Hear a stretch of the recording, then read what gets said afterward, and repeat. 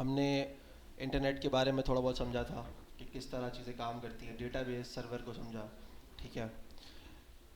मैंने लास्ट फिर आपको जाते हुए मैंने आपको ये भी बताया कि हमें आईडीई कौन सा यूज़ करना है। वीएस कोड हमने बताया था कि जो है इसको इंस्टॉल करना है अपने अपने कंप्यूटर में, अपने सिस्टम में, लैपटॉप्स के अंदर। याद है ना आप लोगों को? स्क्रीन शेयर कर देता हूँ मैं।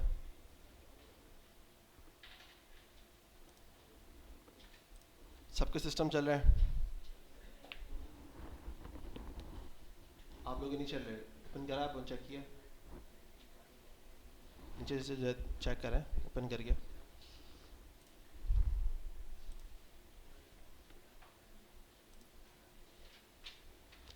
सबके पास शो हो रही है? जिसके पास नहीं हो रही वो आगे पीछे सिस्टम में देख ले, या आहिस्ता आहिस्ता शो हो जाएगी। ठीक है। तो हमने क्या इंस्टॉल करना था? V S code, visual studio code हमने डाउनलोड करना था अपने सिस्टम के अंदर। मैंने आपको बताया था उसमें 4 चेक्स आएंगे, उसने आपने क्या करना है, चारों को चेक कर लेना है। ठीक है, ये काम हो गया। उसके बाद नेक्स्ट चीज़ जो आज के क्लास हम स्टार्ट करेंगे, पहले तो हम एक आउटलाइन को फॉलो करेंगे, जिसका मैंने आपको गिटहब वगैरह का बता दिया था, गौस अहमद की रेपो पे आपको मिल जाएगा। सही है। उसके अलावा हम एक बुक फॉलो करेंगे, HTML एंड CSS की होती है book. HTML and CSS।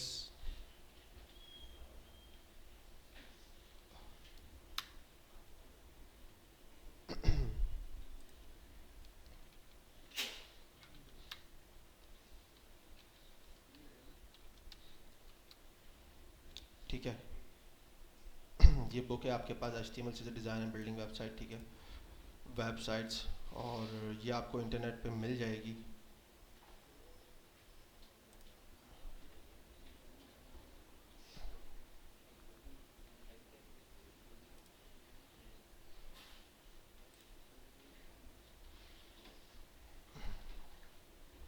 John Duckett की है, इसके जो राइटर वगैरह हैं।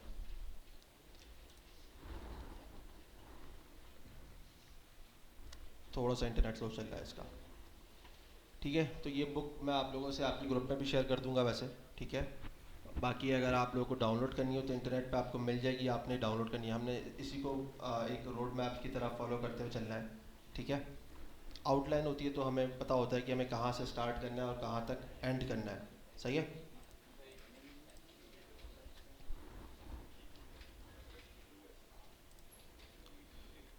ये वाली बुक है, इसका एक कवर है, नज़र आ रहा है आप लोगों को? सबकी स्क्रीन शेयर हो रही है ना?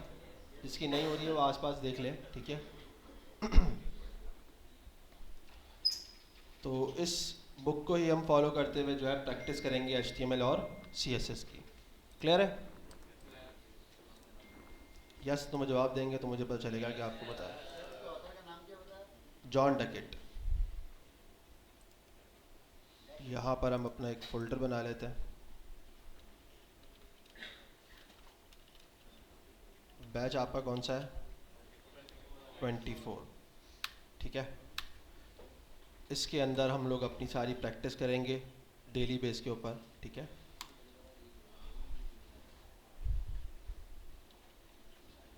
8 तारीख है ना आज? 10 तारीख है,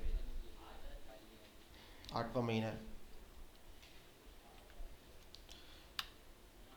सही है। अच्छा, मैंने आपसे जो 4 चेक करवाने की मैंने आपसे बात करी थी, जब VS कोड आप इंस्टॉल करेंगे। ठीक है, अभी आपने कोई प्रैक्टिस वगैरह नहीं करनी, कुछ नहीं करना, आपने सिर्फ स्क्रीन के ऊपर फोकस करना है और समझना है, बातें भी नहीं करनी प्लीज़।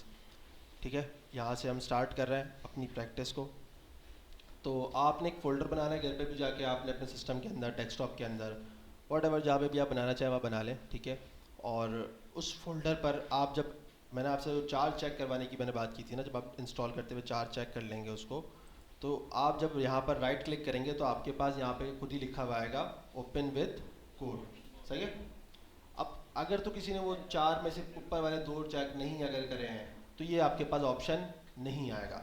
जैसे मैं आपको अगर एग्जाम्पल के तौर पे दिखा देता हूँ, यहाँ पर मैं इसको इंस्टॉल करने की कोशिश करता हूँ। ठीक है, नेक्स्ट पे क्लिक करता हूँ, ये नज़र आ रहा है आपको? ये 4 आपके पास आ रहे होते हैं, ठीक है। आप इसको भी चाहो कर लो, नहीं चाहो आपकी मर्ज़ी है, ठीक है। लेकिन ये वाला आपने मस्ट करना होता है। अगर तो ये आप कर लोगे तो आपको क्या होगा, जिस फोल्डर पे आप खड़े होगे आप उस पर राइट क्लिक करोगे सिर्फ, तो आपके पास ओपन विद कोड का ऑप्शन आ जाएगा। अगर ऐसा नहीं आ रहा है तो भी हमारे पास ऑप्शन है इसको खोलने का, ठीक है। ये बात क्लियर हो गई सबको? अगर तो किसी ने इंस्टॉल करते हुए नहीं किया है तो वो इसके बगैर भी काम कर सकता है। मैं ये नहीं कह रहा कंपलसरी है, नहीं, ये ऑप्शनल है, आपके लिए आसानी है कोड जो है ना VS कोड खोलने के लिए, ठीक है। एक तरीका तो ये हो गया। दूसरा तरीका ये होता है कि हमारे पास ये ऊपर जो वहाँ पर लिखा हुआ आ रहा है दिस PC और सारा एक पाथ आ रहा है, सो हम क्या कहते हैं, पाथ कहते हैं। लोकेशन होती है ना, कि लोकेशन है कि आपका फोल्डर कहाँ पर रखा हुआ है, यानी कि दिस PC के अंदर, उसमें न्यू वॉल्यूम D के अंदर एक सर फरीद के जो है आपने बनाया हुआ फोल्डर, और उसके अंदर हमने एक और फोल्डर बना के हमने इसको रखा हुआ है ना। ये पाथ है आपका। इस पर आप राइट क्लिक करोगे, सही है, आप सॉरी लेफ़्ट क्लिक करो और यहाँ पर आप क्या करो, टाइप करो CMD कमांड प्रॉम्प्ट, ठीक है। CMD आप टाइप करके एंटर करोगे, आपके पास इस तरह का एक बॉक्स खुला हुआ आ जाएगा, सही है। सबका डिफरेंट आ सकता है क्योंकि अगर आपके पास विंडो चेंज है तो। अब ये विंडो 11 है तो मैं भी कहूँगा कि आप विंडो 11 पे ही काम करें, लेटेस्ट तो यही चल रही है इस टाइम पर, ठीक है। और इसके और भी बेनिफिट्स हैं, बट बेहतर ये है कि आप लोग विंडो 10 तो 2000 शायद 25 के अक्टूबर में ख़त्म हो गई थी, उसके बाद से फिर जो है ना उस पर काम होना बंद हो गया। उसके बाद उन्होंने खुद, माइक्रोसॉफ्ट ने खुद कहा था कि आप विंडो 11 पे शिफ्ट हो जाएं। तो अब आपके पास अगर सिस्टम ऐसा है जो कि कैपेबल है कि विंडो 11 को सपोर्ट कर सकता है और उसमें आपको तंग ना करे, मतलब हैंग ना करे, तो फिर जो है आप उस पर क्या करें, विंडो 11 पे मूव हो जाए। अदरवाइज़ विंडो 10 तो फिर एक मिनिमम आपके पास होना चाहिए। विंडो 7 पे जाएंगे तो ये चीज़ें काम नहीं करती, ठीक है। ऐसा तो कोई है नहीं ना जिसका विंडो 7 है, ऐसा कोई है जिसके सिस्टम में अभी भी विंडो 7 है? पक्का? ठीक है। अब ये इस तरह आपके पास खुल गया, यहाँ पर भी एक पाथ ही डिफाइन कर रहा है, ठीक है। आपने यहाँ पे क्या करना है, आपने लिखना है कोड स्पेस और सिर्फ एक डॉट लगा देना। ये डॉट से मुराद है कि इस फोल्डर के अंदर मैं VS कोड को ओपन करने की कोशिश कर रहा हूँ। समझ में आई बात? समझ में आ रही है आप लोगों को? लास्ट कोई सवाल है आप लोगों का? ठीक है, तो आपने क्या करना है, कोड स्पेस डॉट, जब जैसे ही मैं एंटर करूंगा यहाँ पर मेरे पास VS कोड ओपन हो जाएगा, ठीक है। नजर आ रहा है?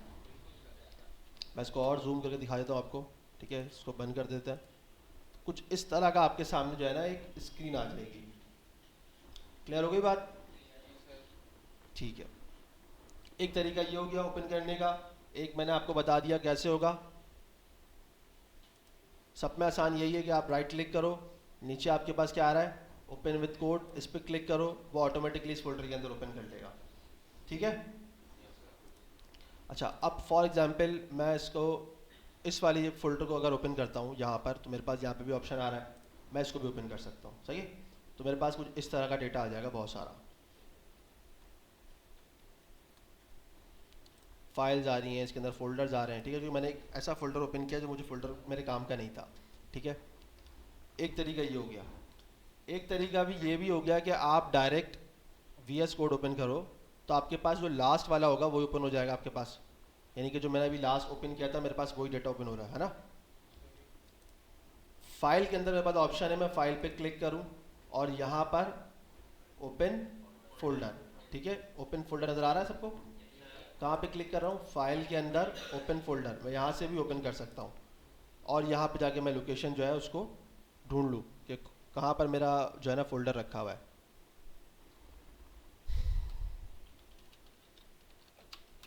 ठीक है, ये मेरा फोल्डर है, मैंने इस पर क्लिक किया, इसके अंदर मैं आ गया, मैंने इसको सेलेक्ट फोल्डर कर दिया। अब मेरे पास वही फोल्डर दोबारा से ओपन हो गया जो कि मैंने आपको फर्स्ट टाइम करके दिखाया था। क्लियर है? कितने लोगों की बात समझ में आ गई है और कितने लोगों को अभी तक नहीं आई है? क्या नहीं आई आपको?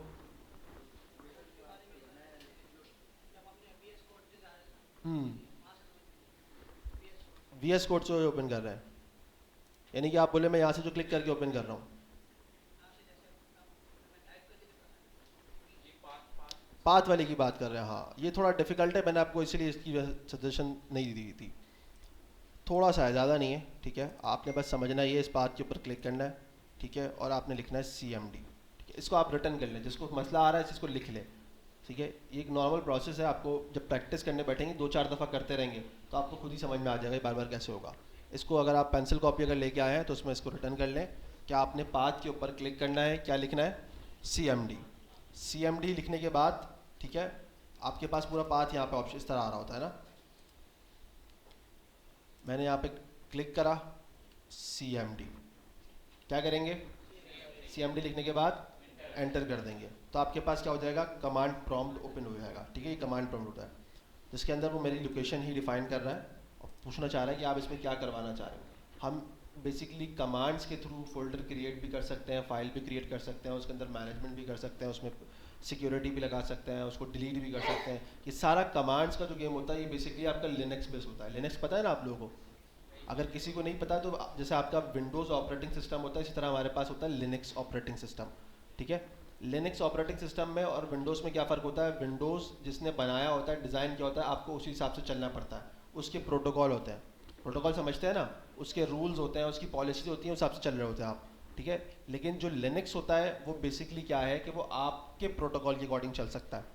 कुछ तो उसके अपने प्रोटोकॉल हैं, कुछ अपनी चीज़ें हैं, लेकिन आप उसको अपने हिसाब से कस्टमाइज़ कर सकते हो। यानी कि मैं एक और कहूँ तो आप एक और विंडोज़ ऑपरेटिंग सिस्टम बना सकते हो लिनक्स के थ्रू, सही है। यानी कि वो आपके हिसाब से चल सकता है, आप उसको अपने हिसाब से मेंटेन कर सकते हो, अपने हिसाब से चला सकते हो।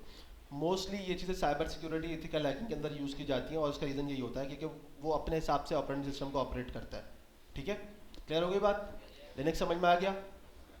आसान वर्ड के अंदर, वैसे तो ये बहुत बड़ी डेफिनेशन है लेकिन एक आसान वर्ड में बता रहा हूँ आपको। फिर लिनक्स के साथ कम्युनिकेट करने के लिए कमांड्स के अंदर काम करना पड़ता है, उसकी बहुत सारी कमांड्स होती हैं, ठीक है। तो सूडो वगैरह इस तरह करके लिखा जाता है और ls करके, इस तरह की बहुत सारी चीज़ें कमांड्स होती हैं, ठीक है। तो उस कमांड्स के थ्रू जो है ना वो ऑपरेट होता है, चलता है। तो ये थोड़ा सा उसी वही वाला पार्ट है, ज़्यादा नहीं है, थोड़ा सा। तो कमांड प्रॉम्प्ट हमारे पास जब ओपन होता है हम यहाँ पे क्या करेंगे, कमांड लिखेंगे, एक सिंपल सी VS कोड ओपन करने की। क्या लिखेंगे, कोड, सही है, कोड स्पेस डॉट, सिंपल सा आपने एक डॉट लगाना और कुछ भी नहीं करना, और आपने क्या कर देना है, फिर से एंटर। आपने एंटर कर दिया, आपके पास VS कोड ओपन हो जाएगा। ये तभी ओपन होगा जब आपके पास VS कोड इंस्टॉल होगा। अगर तो VS कोड इंस्टॉल नहीं और आप इस तरह करने की कोशिश करोगे तो कभी भी ओपन नहीं होगा।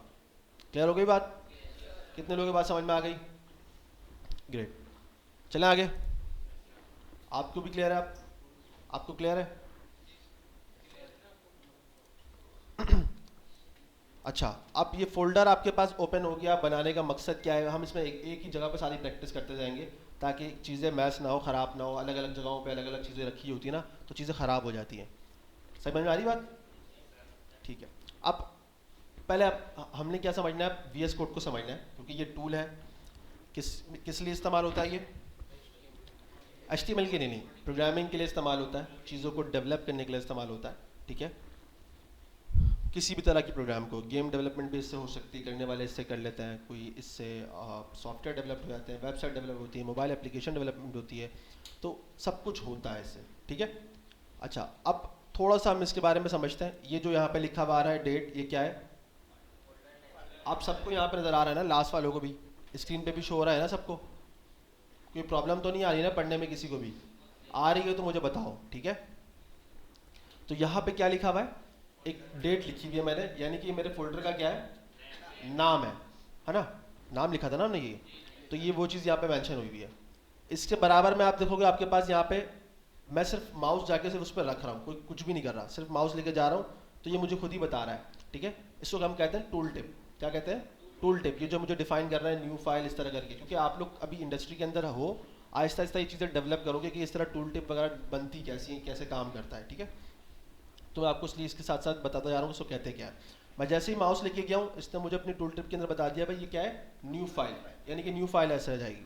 मैं नेक्स्ट वाले पे मूव कर रहा हूँ, मेरे पास क्या बता रहा है, न्यू फोल्डर, फिर लास्ट वाले में क्या बता रहा है, रिफ्रेश, और लास्ट में क्या बता रहा है, कोलैप्स फोल्डर। यानी कि अगर मैंने बहुत सारे फोल्डर्स को एक साथ खोल के रखा हुआ है तो क्या करेगा, इससे कोलैप्स कर देगा, उन सबको बंद कर देगा फोल्डर्स को, ठीक है। ये चीज़ क्लियर हो गई, सबको समझ में आ गई, लास्ट क्लियर है आप लोगों को सबको। अच्छा, फिर यहाँ पर आपके पास क्या आता है, सर्च का ऑप्शन आता है। अगर मुझे किसी फाइल के अंदर कोई डेटा सर्च करना है तो मैं यहाँ से ऑप्शन सर्च कर सकता हूँ। मैं उसको सर्च करके रिप्लेस भी कर सकता हूँ, ठीक है, मेरे पास यहाँ से ऑप्शन है। ये चीज़ें हम आहिस्ते आहिस्ते करके देखेंगे, ठीक है। फिर नेक्स्ट हमारे पास सोर्स कंट्रोल आता है। सोर्स कंट्रोल क्या है, इसको अभी रहने देते हैं, इसको हम आगे चल के देखेंगे। अच्छा, यहाँ पर हमारे पास एक डीबगिंग टूल भी आता है कि हम कोड में डीबग कर सकें। डीबग क्या करना होता है, बेसिकली आइडेंटिफाई करना होता है कि आपके कोड में प्रॉब्लम कहाँ पर आ रही है, क्या नहीं आ रही है। इस प्रोसेस को हम डीबगिंग कहते हैं। क्या कहते हैं, डीबगिंग, ठीक है। बग का वर्ड तो आपने सुना होगा ना, कितने लोगों ने सुना हुआ है प्रोग्रामिंग के अंदर? वैसे तो सुना होगा प्रोग्रामिंग के अंदर कि आपने सुना हो यार बग क्या होता है। किसी को पता है तो बताए ज़रा हाथ खड़ा करके। हाँ, लास्ट में आप बताओ भाई, बग क्या होता है? थोड़ा खड़े होकर बताओ, आवाज़ आनी चाहिए। हाँ, किसी भी चीज़ में कोई एरर आ जाए तो हम उसको क्या कहते हैं, बग कहते हैं। एरर मतलब कि हम कहते हैं ना हमारे कोड में बग आ गया, हम इस तरह की वर्ड यूज़ करता है। अब वो जो जिन्होंने पहले कंप्यूटर सिस्टम्स और प्रोग्रामिंग करी थी, तो उन्होंने उनकी जो है ना सिस्टम में बेसिकली वाकई में बग आ गया था उनके सिस्टम के अंदर। यानी कि बग किसे कहते हैं बेसिकली, इंग्लिश में किसे कहते हैं? कीड़े को कहते हैं ना, कॉकरोच टाइप का जो होता है ना, ठीक है, उसी को शायद आई थिंक कॉकरोच को ही कहते हैं, खटमल को कहते हैं।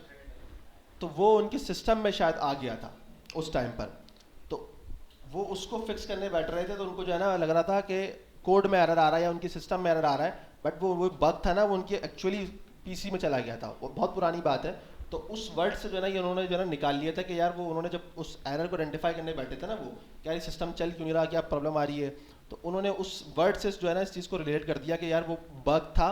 तो अब वो आज भी लोग जो है ना उस चीज़ को, अब एरर को बग ही कहता है, चाहे वो किसी तरह का भी एरर आए, ठीक है। अच्छा, उसको एक नाम दे दिया, मतलब आइडेंटिटी दे दी एक एरर फाइंडिंग करने को, सही है। नेक्स्ट हमारे पास क्या आता है, एक्सटेंशन। एक्सटेंशंस क्या होती हैं, पता ही होगा आप लोगों को, एक्सटेंड करने के लिए। और कोई, आप लोग क्रोम के अंदर एक्सटेंशन यूज़ करते हैं ना, नहीं करते? गूगल क्रोम के अंदर वीपीएन के अलावा भी एक्सटेंशन बहुत सारी होती है, मैं अभी आपको दिखाऊंगा। हम लोग आहिस्ता आहिस्ता उस चीज़ों पे वर्किंग करेंगे ना। तो एक्सटेंशन बेसिकली आपके लिए हेल्प करने के लिए होती है, आपके काम को आसान करने के लिए बेसिकली बनाई जाती हैं, ठीक है। बहुत सारी एक्सटेंशन हैं। तो एक VS कोड इटसेल्फ एक पूरा मार्केट प्लेस यहाँ पे रखता है, जिसमें बहुत सारी आपको क्या मिलती हैं, एक्सटेंशन मिल जाती हैं। ये इंस्टॉल है, अगर मैं इंस्टॉल पे नहीं जाऊँगा तो यहाँ पे मेरे पास क्या आ रही है, रिकमेंड आ रही है, सही है। यहाँ तक क्लियर है, सबको क्लियर है? कोई सवाल है? लास्ट वालों का जवाब नहीं आ रहा मुझे, क्लियर है आप लोगों को? ठीक है। ये आपकी एक नॉर्मल प्रोफाइल अकाउंट आ जाती है। फिर यहाँ पे आपके पास सेटिंग्स आ जाती हैं। सेटिंग्स के अंदर आपके पास यहाँ पे थीम का ऑप्शन है, आप चाहो तो थीम कलर्स वगैरह चेंज कर सकते हो, ठीक है। आपके पास यहाँ पे और सेटिंग्स आ जाती हैं, ठीक है। कीबोर्ड शॉर्टकट्स आपके पास यहाँ पे आ जाते हैं कि आपको किस तरह के शॉर्टकट्स रखने हैं या नहीं रखने, ठीक है। शॉर्टकट पे भी हम जो है ना देखेंगे किस तरह के होते हैं, कौन कौन से हम डेली बेस पे यूज़ करते हैं। तो ये पूरा एक आपके पास सिस्टम है, ठीक है। यहाँ पर आगे और भी चीज़ें हैं, टर्मिनल है, रन है, गो, व्यू, बहुत सारी चीज़ें हैं, बट अभी हम उसको सिंपल रखते हैं चीज़ों को, सही है, क्लियर है। चलें आगे। अच्छा,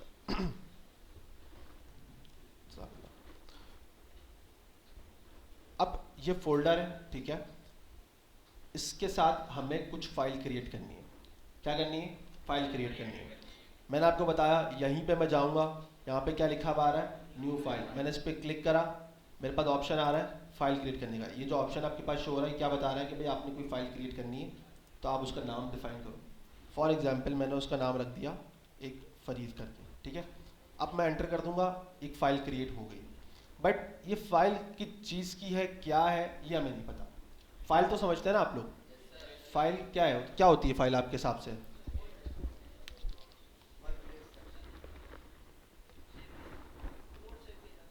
नोट सेव किए जाते हैं, और जिस पे आप कोई काम वगैरह कर सकें। और कोई? कंपाइल हो, ठीक है, मुश्किल वर्ड यूज़ कर लिया आपने, कंपाइल, है ना। ये क्वेश्चन मैं आपसे पता है क्यों करता हूँ, ताकि मुझे भी अंदाज़ा हो कि आपकी नॉलेज में कितनी चीज़ें हैं। क्योंकि मुझे पता है कि काफ़ी लोगों को बेसिक कंप्यूटर भी नहीं आता, और यहाँ पे हो सकता है ऐसी क्लास में बहुत सारे ऐसे लड़के भी हों जिनको कंप्यूटर चलाना नहीं आता। ये मैं इसलिए कह रहा हूँ कि मेरा पहला बैच नहीं है ये। अगर तो पहला बैच होता तो शायद मैं अजम्पशन करता तो एक बात अलग होती। मैं इससे पहले 2000 बच्चा बढ़ा चुका हूँ, तो मुझे पता है कि हर बैच में मुझे कोई ना कोई ऐसा फेस होता है जिसको बाकी में बेसिक कंप्यूटिंग की नॉलेज नहीं होती है, ठीक है। तो मैं ये नहीं कहूँगा कि आपका कोई कसूर है इसमें। आपका कसूर ये है कि आपने लर्निंग नहीं करी, वो एक मसला है आपका, बिल्कुल वो एक मसला है। लेकिन अगर नहीं पता है तो आप पूछोगे नहीं तो मुझे पता नहीं चलेगा, ठीक है। तो ये आपको, मैं कोई आपसे सवाल करूं कि पूछूं भाई आपको कुछ चीज़ क्लियर हुई है या नहीं हुई, आप तब भी अगर मुझे नहीं बताओगे तो भी मुझे पता नहीं चलेगा। अब इतने बच्चों में तो मुझे नहीं पता चलेगा, बाकी में भी हाँ, अगर 4-5 बैठे हो तो मुझे पता चलता कि यार ये थोड़ा सा जो है इसको प्रॉब्लम आ रही है तो मैं उसकी हेल्प आउट कर दूंगा, ठीक है। तो जब तक आप मुझे बताओगे नहीं मुझे पता नहीं चलेगा। मैं क्वेश्चन इसलिए करता हूँ तो मुझे अंदाज़ा होता है कि यार इस क्लास में कितने लोगों को नॉलेज है और कितने लोगों को नहीं है। हालांकि सारे जेन-ज़ी बैठे हुए मोस्टली, है ना, ऐसा ही है ना। लेकिन अगर उसको कंप्यूटर चलाने की नॉलेज नहीं है तो इसका मतलब है, आप सोच लो कि हम लोग कितना पीछे चल रहे हैं। ऐसा ही है ना, मैं गलत कह रहा हूँ? तो बेसिक चीज़ों की नॉलेज होना बड़ा इंपॉर्टेंट होता है, सही है। तो अब ये फाइल है हमारे पास, बेसिकली फाइल क्या है हमारे पास, किसी तरह का भी डेटा हो सकता है, किसी तरह की भी फाइल हो सकती है। उसमें हम किसी भी तरीके से अलग चीज़ों से कोई ना कोई जो है ना एक्टिविटी करवा सकते हैं। एक वीडियो है तो वो भी एक फाइल कहलाई जाती है ना। उसके अंदर MP4 आता है, MK और पता नहीं कौन कौन सी चीज़ें आती हैं। जिस तरह आपके पास इमेजेस होती हैं उसके अंदर आपके पास PNG होता है और JPEG होता है, JPG होता है। तो ये सब क्या है, फाइल फॉर्मेटिंग्स है, सही है। लेकिन है सब क्या, फाइल कहलाती है, एक डेटा है, सही है। तो अभी जो मैंने एक फाइल बनाई है वो एक फाइल तो बना दी है, बन भी गई है, बट ये फाइल किस चीज़ की है, क्या है, कुछ रिप्रेजेंट ही नहीं कर रही, ठीक है। अब जैसे आपने कहा भाई नोटपैड, यानी कि वो एक टेक्स्ट फाइल होती है ना, उसमें हम कुछ ना कुछ लिख रहे होते हैं। तो अगर तो मुझे वो फाइल क्रिएट करनी है तो मुझे क्या करना पड़ेगा, इसके बाद डॉट लगा के TXT जब मैं डिफाइन कर रहा हूँ तो देखो यहाँ पर इसका सिंबल भी चेंज हो गया, है ना। तो अब वो समझ गया कि यार ये एक टेक्स्ट फाइल की बात हो रही है, यानी कि यहाँ पर कुछ टेक्स्ट रिलेटेड डेटा कुछ ना कुछ हमें यहाँ पर रखना है, सही है। ये चीज़ भी एक्सटेंशन ही कहलाती है, सही है। क्लियर हो गई बात? मैंने क्या क्रिएट करी है, अभी एक टेक्स्ट की फाइल क्रिएट करी है, सही है। अच्छा, ये जो लोगो वगैरह चेंज हो रहा है ना, ये भी इसलिए हो रहा है कि मैंने इसमें एक्सटेंशन डाली हुई है। एक्सटेंशन कौन सी डाली हुई होती है, मटेरियल आइकन, इस तरह की चीज़ यहाँ पे डली हुई होगी। एक मिनट में दिखा देता हूँ, ये रहा मटेरियल आइकन थीम, सही है। ये नज़र आ रहा है सबको, ब्लू कलर का इसका लोगो है। आप लोग इसको भी इंस्टॉल कर लोगे तभी ये चीज़ जो है ना आपके साथ सही वर्किंग करेगी। जैसे मैं आपको एक बार करके दिखा देता हूँ, इसको डिसेबल कर देता हूँ और इसको इनेबल कर देता हूँ, या मैं इसको अनइंस्टॉल करके दिखाता हूँ आपको। अब देखो यहाँ पे आ रहा है, लोगो आ रहा है, नहीं आ रहा ना, कोई सिंबल नहीं आ रहा ना। तो ये चीज़ें क्या है, आपकी हेल्प आउट के लिए, आपको आसानी के लिए, गाइड करने के लिए कि ये चीज़ का पर्पस क्या है। तो आपके पास जो ये एक्सटेंशन है मटेरियल आइकन, ये बता रहा है कि यार मैं कौन सी एक्सटेंशन क्रिएट करने जा रहा हूँ, मैं कौन सी फाइल क्रिएट कर रहा हूँ, उसका पर्पस क्या है, क्या चीज़ें सब डिफाइन कर रहा है यहाँ पर। तो आपने यहाँ पे एक्सटेंशन पे जाना है, मटेरियल आइकन थीम पे आपने लिखना है यहाँ पर, सही है। और उसको आपने क्या कर देना है, इंस्टॉल। जब आप इंस्टॉल करोगे आपसे इस तरह का ऑप्शन मांगेगा कि आपको बोलेगा भाई आप एक तो VS कोड का अपना बाय डिफ़ॉल्ट है और एक मटेरियल आइकन है। तो आपने क्या करना है, मटेरियल आइकन पे क्लिक करना है, तो आपके पास वो चीज़ फिर अलग तरीके से जो है ना शो होगी। क्लियर हो गई बात? सबको क्लियर है? ठीक है। अब मैंने बताया आपको हमें न्यू फाइल क्रिएट करनी है, तो हम यहाँ पे क्लिक करेंगे, ठीक है। फॉर एग्जाम्पल मैं फरीदी लिख देता हूँ, ठीक है। और मुझे अब इसके आगे एक फ़ाइल क्रिएट करनी है। कौन सी फाइल क्रिएट करनी है अभी हमें, HTML की। तो हम कैसे क्रिएट करेंगे, डॉट एक्सटेंशन पे क्या लिखेंगे, HTML। अब देखो लोगो आ गया, ये सिंबल आ रहा है, ये सिंबल लोगो डिफाइन हो रहा है। ये बता रहा है कि आपकी HTML की फाइल ही क्रिएट हो रही है, कुछ और क्रिएट नहीं हो रहा इसके अंदर। मैंने जैसे इंटर करा उसको पता चल गया ये HTML की फाइल है। डिफरेंस कैसे मैं आपको बताता हूँ। मैं यहाँ पे जाऊँगा, मैं कुछ भी लिखने की कोशिश करूँगा ना, ठीक है। जैसे मैंने यहाँ पर A लिखा, तो सिंपल अल्फ़ाबेट्स है ना, ये तो एक लेटर है, यहाँ पे डिफाइन हो रहा है। उसके आगे कोई चीज़ मुझे दिखा रहा है, ऑप्शन कुछ शो कर रहा है, कुछ नहीं कर रहा। बट जब मैं यहाँ पे जाके इसको A यहाँ पे लिखता हूँ तो ये मुझे बहुत सारे ऑप्शन दे देता है।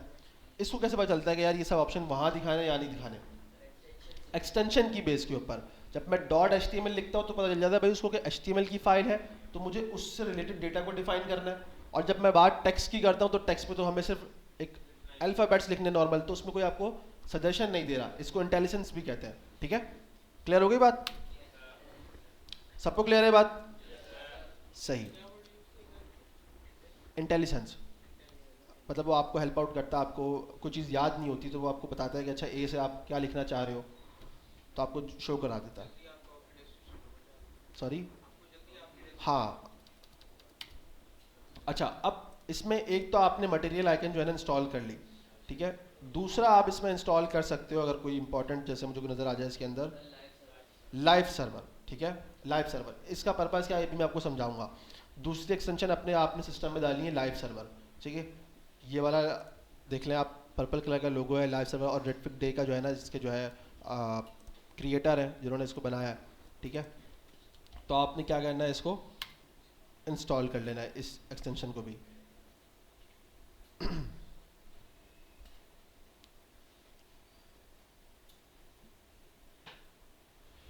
आई थिंक बाकी इनफ है, बाकी आपको इसमें से फ़िलहाल कुछ चीज़ों की नीड है नहीं इस वक्त। नहीं, हर चीज़ का अपना एक पर्पस है, मकसद है, तो उसको जब ज़रूरत होगी हम तब इंस्टॉल करेंगे। तो अभी जितना हमारे लिए है उतना काफ़ी है चीज़ें। लाइव सर्वर आप डालेंगे तो मैं आपको बताऊंगा उसका पर्पस क्या है, अभी आगे चलते थोड़ा थोड़ा, ठीक है। अच्छा, HTML समझ में आ गया सबको ये चीज़? मतलब अभी HTML पढ़ा नहीं है हमने, लेकिन एटलीस्ट आपको पता चल गया ना कि HTML हम क्यों यूज़ करते हैं, क्या पर्पस है। मैंने आपको बताया कि वेब पेज का क्या होता है, स्केलेटन है ना, उसका स्ट्रक्चर है, उस पर डिफ़ाइन किया जा रही है बात, ठीक है। अब HTML में हमें लिखना क्या है, ठीक है। हमारे पास HTML में लिखने के लिए हम एक टैग यूज़ करेंगे, HTML ही यूज़ करेंगे, ठीक है। अच्छा, अब एक HTML5 है और एक HTML है, दोनों में डिफरेंस है थोड़ा सा। HTML5 बेसिकली उसका अपग्रेडेड वर्जन है, ठीक है, जिस पे काम हो रहा होता है, जिस पे चल रही है लास्ट। HTML में कुछ चीज़ें ऐसी हैं जो कि ओल्ड हो चुकी हैं, पुरानी हो चुकी हैं, डेप्रिसिएटेड हो चुकी हैं, ख़त्म हो चुकी हैं, तो हम उसको यूज़ नहीं करते या हम उसको पढ़ते नहीं हैं, ठीक है। या उसके ऑल्टरनेटिव कुछ ना कोई टैग्स या टूल्स इस तरह के निकल आते हैं, हम उनको यूज़ कर रहे होते हैं, सही है। अब मैंने HTML लिखा, मेरे पास यहाँ पर ये एक टूल बना हुआ आ रहा है, सही है। तो ये मुझे कह रहा है कि भाई आप इस पर क्लिक करो, मैं ऑटोमेटिकली क्रिएट कर देता हूँ, ठीक है। मैंने इस पर क्लिक करा, इसने मुझे एक HTML का टैग बना के दे दिया। हम क्या कहते हैं इसको, टैग। टैग किस बेस पे कह रहे हैं इसके जो ये ब्रेसेस नज़र आ रहे हैं आप लोगों को, इसको आप क्या बोलते हैं, लेस देन ग्रेटर देन ना, ठीक है। प्रोग्रामिंग के अंदर इसको ब्रेसेस कहते हैं या ब्रैकेट भी कहते हैं लोग इसको, ठीक है। तो क्या है, मैंने यहाँ पर एक क्या बोलेंगे इसको, लेस देन, हाँ आपके वर्ड में कहना चाह रहा हूँ, ठीक है। एक लेस देन यूज़ किया है, फिर उसके अंदर क्या है, HTML लिखा हुआ है, और फिर उसको क्लोज कर दिया एक ग्रेटर देन से, ठीक है। फिर वापस से आते हैं यहाँ पे, स्टार्ट करते हैं। अगर मैं बात करता हूँ एक प्रोग्रामिंग के अंदर, तो हम क्या कहेंगे इसको, ब्रैकेट या ब्रेसेस, ठीक है। मैंने एक ब्रैकेट लगाया या ब्रेसेस यूज़ करा, और उसके अंदर मैंने क्या लिखा, HTML, और यहाँ पर इसको क्लोज कर दिया, ठीक है। अब मैं अगर इसको लिखना चाहूँगा तो कैसे लिखूँगा, इस तरह यूज़ करूँगा ना, और क्या लिखूँगा, HTML और ब्रैकेट क्लोज, तो वो ऑटोमेटिकली क्या करेगा, क्लोजिंग ब्रैकेट भी खुद ब खुद जो बना के दे देगा आपको। क्लोजिंग ब्रैकेट में और ओपनिंग ब्रैकेट के अंदर क्या डिफरेंस आ रहा है, सॉरी ओपनिंग टैग में और क्लोजिंग टैग के अंदर क्या डिफरेंस आ रहा है, सिर्फ एक स्लैश का डिफरेंस आ रहा है, ये वाला, ठीक है। ये डिफाइन कर रहा है कि ये इसका ओपनिंग टैग है, ठीक है, और ये कौन सा टैग है, क्लोजिंग टैग, यानी कि ये इस पे एंड हो रहा है, इख्तिताम हो रहा है। क्लियर हो गई बात? कोई सवाल इसमें आपका किसी का भी? जी, इंटेलिजेंस, वही मैंने आपको कहा था ना कि ये स्मार्ट है, समझ जाता है कि HTML में जब आप लिख रहे होते हो तो वो आपको जो है ना गाइड कर देता है, हेल्प आउट कर रहा है ना, वरना आपको वापस से खुद से लिखना पड़ेगा फिर ये क्लोजिंग टैग भी। क्लियर है? ठीक है। ये समझ में आ गया आपको HTML?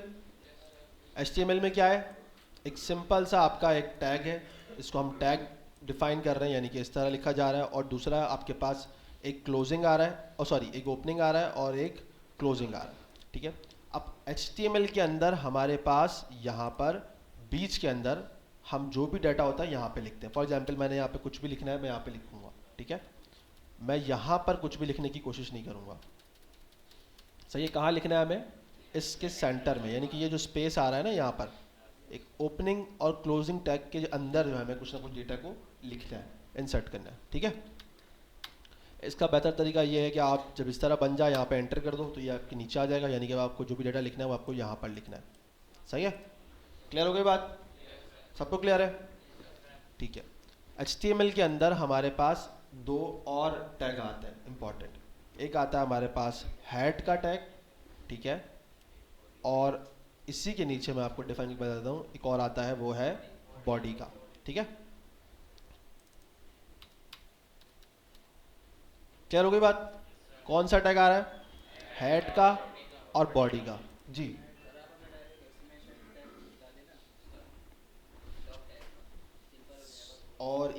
चीज़ों को जल्दबाजी में नहीं करेंगे, मसला होगा। ये चीज़ समझ में तो आई है कि एक्चुअली आपको पता ही ना हो क्या हेड का पर्पस क्या करता है, तो फिर क्या करेंगे? लिखने को तो वो भी हो सकता है, आसान बता सकता हूँ मैं आपको, बताऊँगा, वैसे ही बताऊँगा, लेकिन एटलीस्ट आपको चीज़ें क्लियर होनी चाहिए कि HTML में इस हेड के टैग के अंदर क्या डेटा आता है, इस बॉडी के अंदर क्या आता है। ये बात समझ में आ गई? HTML के अंदर हमारे पास दो तरह के टैग आ रहे हैं, कौन से? हेड और बॉडी। हेड के अंदर हमारे पास जो मेनली पर्पस होता है वो सारा ऐसा पर्पस होता है या ऐसी चीज़ें होती हैं जो कि आपके सिस्टम पर या आपकी वेबसाइट के ऊपर कभी भी शो नहीं हो रही होती। उसमें दो चार चीज़ें शो होने वाली होती नज़र आती हैं आपको, बट वो इंपॉर्टेंट डाटा होता है, बट वो बैक एंड साइड पे बड़ा इंपॉर्टेंट मैटर करता है। यानी कि आपका एसईओ का जो एसईओ का पता है आपको, सर्च इंजन ऑप्टिमाइजेशन। तो एसईओ क्या होता है? बेसिकली आपका गूगल आपकी वेबसाइट को रैंक करता है, सही है। फॉर एग्जांपल मैं यहाँ पर आया, मैंने यहाँ लिखा HTML ही लिख दिया, ठीक है, या चले मैंने ये लिख दिया। अब यहाँ पर यही वेबसाइट ऊपर क्यों आ रही है, ये वाली ऊपर क्यों नहीं आ रही, ये वाली ऊपर क्यों नहीं आ रही, या ये दराज वाली ऊपर क्यों नहीं आ रही? क्यों नहीं आ रही, किसी को पता है? जी, जिसको पता होगा वो हाथ खड़ा करके जवाब देगा। आपको पता है? जी, हेड के अंदर नहीं होता, ठीक है। लास्ट में आप हाथ खड़ा कर रहे थे जी।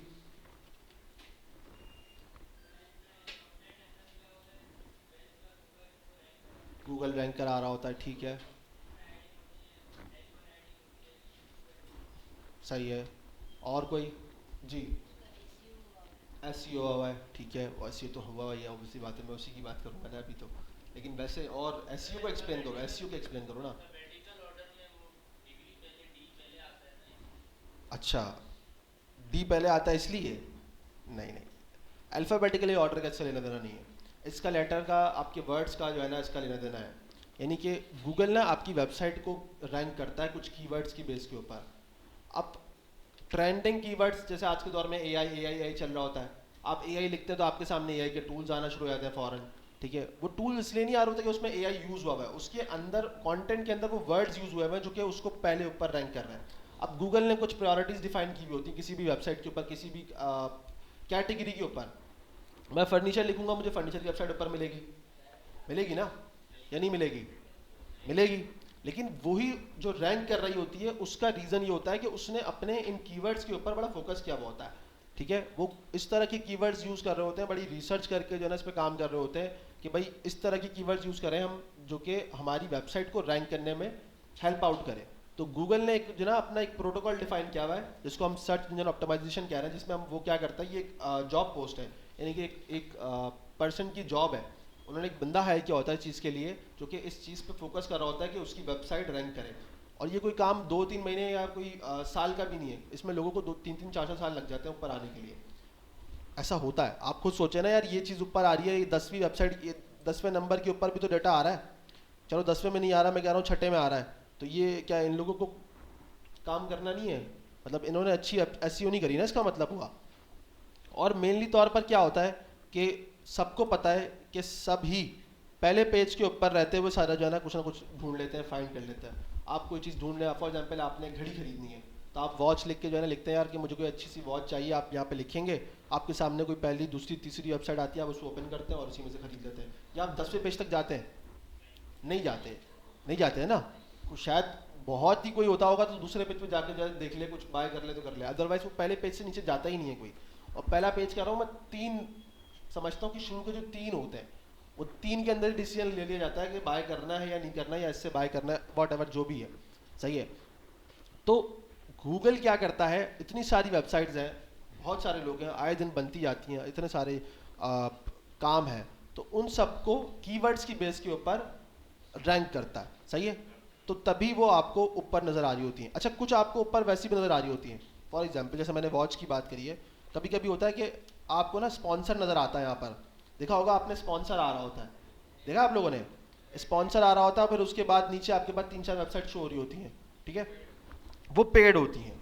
वो गूगल एक पेड सर्विस चलाता है कि आपकी वेबसाइट को ऊपर रैंक करके देगा, ठीक है, और उसके पैसे चार्ज करता है पर क्लिक के ऊपर, यानी कि कोई भी उस पर क्लिक करता है, कोई यूज़र उस पर आता है, तो जैसे ही क्लिक करता है, उस जिस बंदे की वेबसाइट होती है उसकी जो है ना अकाउंट से डिटेक्शन हो जाती है, भाई कुछ डॉलर्स के अंदर कभी 2 होती है, कभी 5 होती है, तो कुछ ना कुछ डॉलर्स के हिसाब से उसमें होता है, डिपेंड करता है वो कहाँ पर सर्विस जो है ना अपनी वेबसाइट को रन करना चाह रहा है। यानी कि मैं पाकिस्तान में बैठे बैठे यूएस के अंदर अपनी वेबसाइट के ऊपर रन कर रहा हूँ, तो मुझे फिर उस हिसाब से पे करना पड़ेगा, तो वो डॉलर्स फिर वहाँ पर ज़्यादा होंगे यहाँ की कंपेयर, तो ये भी कैंपेजन का मसला होता है, ठीक है। तो ये चीज़ें हैं, और उसका बेसिकली जो ताल्लुक होता है उसका ये होता है कि जब गूगल आपको ये चीज़ दे रहा है, तो आपको गूगल एक चीज़ और प्रोवाइड करता है कि जैसे ही आप उस पर क्लिक करके जाते हो, तो जो दूसरा पर्सन होता है उसके पास आपका वो डेटा चला जाता है, यानी कि आपकी ईमेल, आपका नंबर, जो भी उस जीमेल से लिंक करता है, वो सारा डाटा उस पर्सन के पास चला जाता है। अब ये क्यों होता है ऐसा, समझ इस बात को समझता है। ये होता इसलिए है कि अब फॉर एग्जांपल मैंने वॉच की बात करी, मैं वॉच सर्च कर रहा हूँ, इसका मतलब मैं खरीदने आया हूँ, मुझे ज़रूरत है ना, ऐसा ही है ना।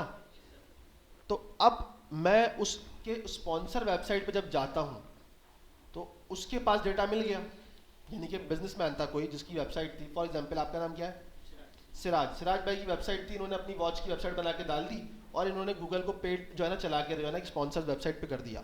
अब इनकी वेबसाइट सब पे ऊपर आ रही है, मैं आया, मैंने सर्च क्लिक करा, सिराज भाई की वेबसाइट पे चला गया, sirajbot.com एग्जाम्पल के तौर पर उसका नाम था। अब मैं जैसे ही गया, सिराज भाई के बाद नोटिफिकेशन आ गया, सिराज भाई के बाद डेटा आ गया, मेरा पर्सनल डेटा आ गया, वो डेटा जो कि मुझसे कांटेक्ट या मुझसे लिंक करने के लिए जो है ना उनको हेल्प आउट कर सकता है, मेरा नंबर आ सकता है उसके अंदर, मेरा जीमेल आ सकता है, कुछ भी आ सकता है, वॉट। तो अब इनकी टीम क्या करेगी, इनकी टीम मुझे कांटेक्ट करेगी और मुझे बेचने की कोशिश करेगी सामान। मेरी बात समझ में आ रही है? ये जो बेसिकली आईटी इंडस्ट्री का जो आपने अगर सुना होगा कि एक चलता है कॉन्सेप्ट, यानी कि सेल्स का एक डिपार्टमेंट है, वो चलता है इसी बेस के ऊपर है, बट इसके ऊपर लोगों का करोड़ों रुपए दिन का खर्च हो जाता है, क्योंकि इतना आसान नहीं इतना आपको लगता है ये, क्योंकि एक पर्सन आके क्लिक कर रहा है, वो बाय नहीं कर रहा, वो क्लाइंट आए ना आए वो अलग कहानी है, लेकिन क्लिक कर रहा है, पैसा तो कट रहा है ना उसका, चाहे मैं गलती से भी आ गया। लेकिन क्या है कि मैं उस चीज़ को सर्च करके आ रहा हूँ, यानी कि मुझे उसकी ज़रूरत है या मैं उसको बाय करना चाहता हूँ। अब इनकी सेल्स की टीम उस पर अगर स्ट्रांग है, यानी कि वो अगर बहुत ही अच्छे तगड़े लोग बिठाए हुए जो कि बेचना जानते हैं, तो वो मुझे घड़ी बेच देंगे। मेरी बात समझ में आ रही है? तो इनको वहाँ से क्या बेनिफिट हुआ, वो ऐड चला के अपनी वेबसाइट के ऊपर लाके इनकी सेल्स इंक्रीज हो रही है। समझ में आई बात? ये चलता है पूरा मैकेनिज्म जो गूगल करता है। अब गूगल आपको उस पे क्लिक के ऊपर उसका डेटा प्रोवाइड करता है, जो कि उससे लिंक कर रहा है, उसका नंबर दे देगा तो आप कॉल करके उससे बात कर लो, ईमेल दे देगा तो आप उसको ईमेल मार्केटिंग कर दो, उसको अपनी जो है ना कोई सेल्स की रिलेटेड कोई चीज़ पिच कर दो, उसके लिए कोई ऑफर बना के भेज दो। तो बिजनेस हमेशा ऐसे ही चलता है, डिजिटल मार्केटिंग का जो बिजनेस होता है वो बिल्कुल ऐसे ही काम कर रहा होता है। सही है? पता नहीं कहाँ से कहाँ पहुँच गया हम लोग। एनीवेज वापस आता है, तो एसईओ से रिलेटेड जो डेटा होता है मेनली फोकस किया जाता है, वो आपका हेड के अंदर रखा जाता है, जिसका आपकी वेबसाइट पे शो करने से कोई ताल्लुक नहीं है। हाँ, उसका बैकएंड से ताल्लुक ज़रूर है, तो बैकएंड पे वर्किंग हो रही है ना सारी।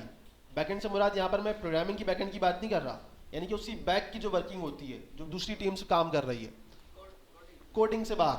कोडिंग नहीं है ये बैकएंड से मुराद यहाँ पर ये है कि मतलब सेल्स की टीम के लिए इंपॉर्टेंट है, वो एक एसईओ वाले के लिए इंपॉर्टेंट है। आपकी वेबसाइट पे वो डेटा शो नहीं हो रहा, वो चीज़ नहीं है, ठीक है।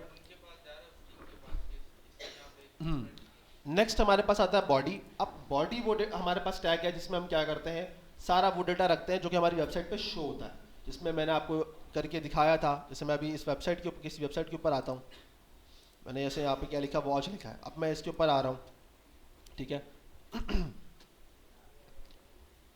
तो जल्दी से लोड हो जाओ भाई। अब देखो ये लोड टाइम भी जो है ना इस चीज़ पर डिपेंड करता है कि मैं भाग जाऊँगा, मैं बैक कर लूँगा, नहीं खरीदना मुझे। ये चीज़ें भी बड़ी मैटर करती है, बता दूँ मैं आपको। अमेजोन की इस चीज़ के ऊपर रिसर्च है, अमेजोन कहता है कि अगर मेरी वेबसाइट 1 से 2 सेकंड के लिए भी अगर डिले करते हैं तो मेरा $1 मिलियन का पर डे का जो है ना लॉस है इस चीज़ के ऊपर, यानी कि इतना बड़ा क्लाइंट्स के पास चला जाता है। तो वो इस चीज़ पे कितना फोकस करते हैं कि उनकी वेबसाइट 1 से 2 सेकंड भी इतना लंबा लोड ना ले। आपने देखा ये फ़ौरन खुल गई, खुली नहीं खुली, और वो इतना टाइम लगा रही है, मैं तो इतनी देर थोड़ी वेट करूँगा उसका कि वो खुले और फिर मैं बाय करने का जो है ना वेट करूँ, ठीक है।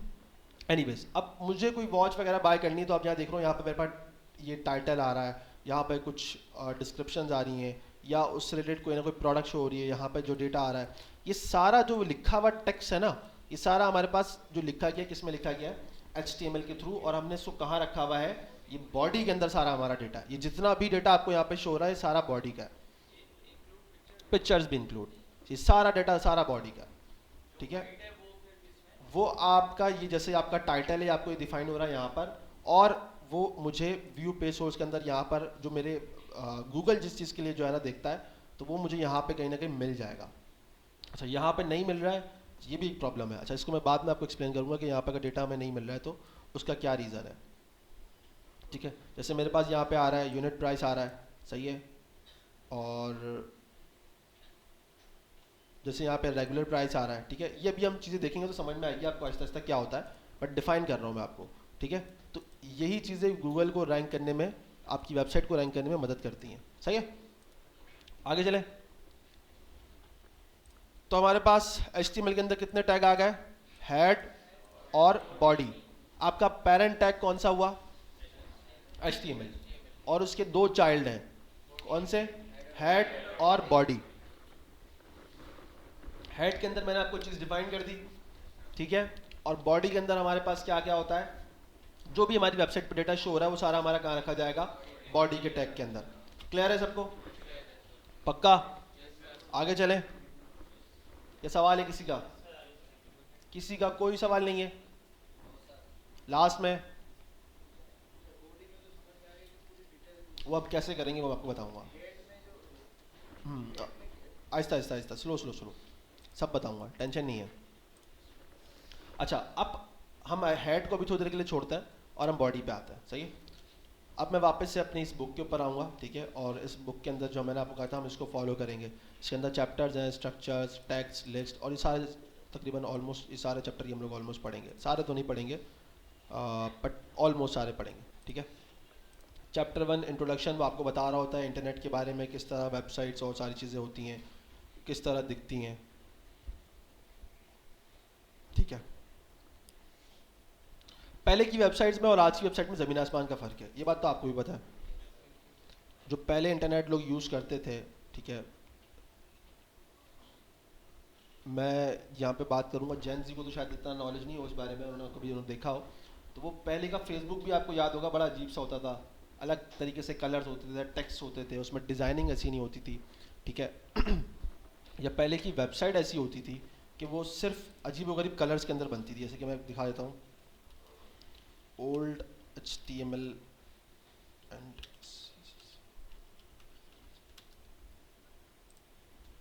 कुछ इस तरह के होते थे, है ना, अखबार की तरह।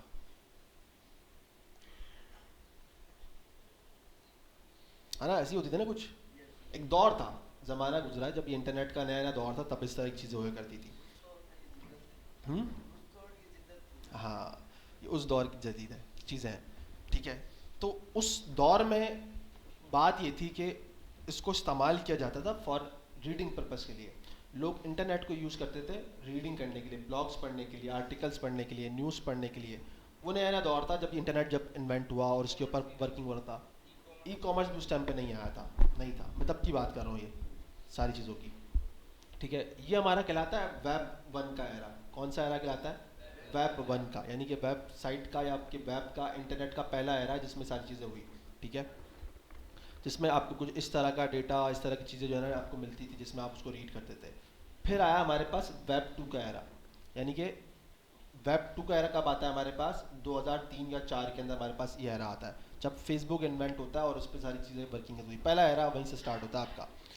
उससे पहले इंटरनेट को लोगों ने सिर्फ रीडिंग के लिए यूज़ करा, उसके बाद लोगों को पता चला कि ये रीडिंग नहीं है, उससे बहुत बड़ी चीज़ है, उसको ऐसे भी यूज़ किया जा सकता है। फिर उसके अंदर आपने देखा कि उसके अंदर हमारे पास कमेंट्स करने का, पोस्ट करने का ऑप्शन आया। लोगों ने अपने जो है ना आर्टिकल्स लिख के छोड़ तो देते थे, लेकिन उस पर कोई रिव्यू दे नहीं पाते थे, तो फिर वो रिव्यूज़ वाला ऑप्शन आना शुरू हुआ। तो दुनिया फिर वहाँ से तरक्की करते करते करते आज 2000 कोई 15 16 17 तक पहुँची, जहाँ पर दुनिया ने 2000 वेब 2 के अंदर बहुत तरक्की कर ली, बहुत चीज़ें सीख ली, समझ लिया।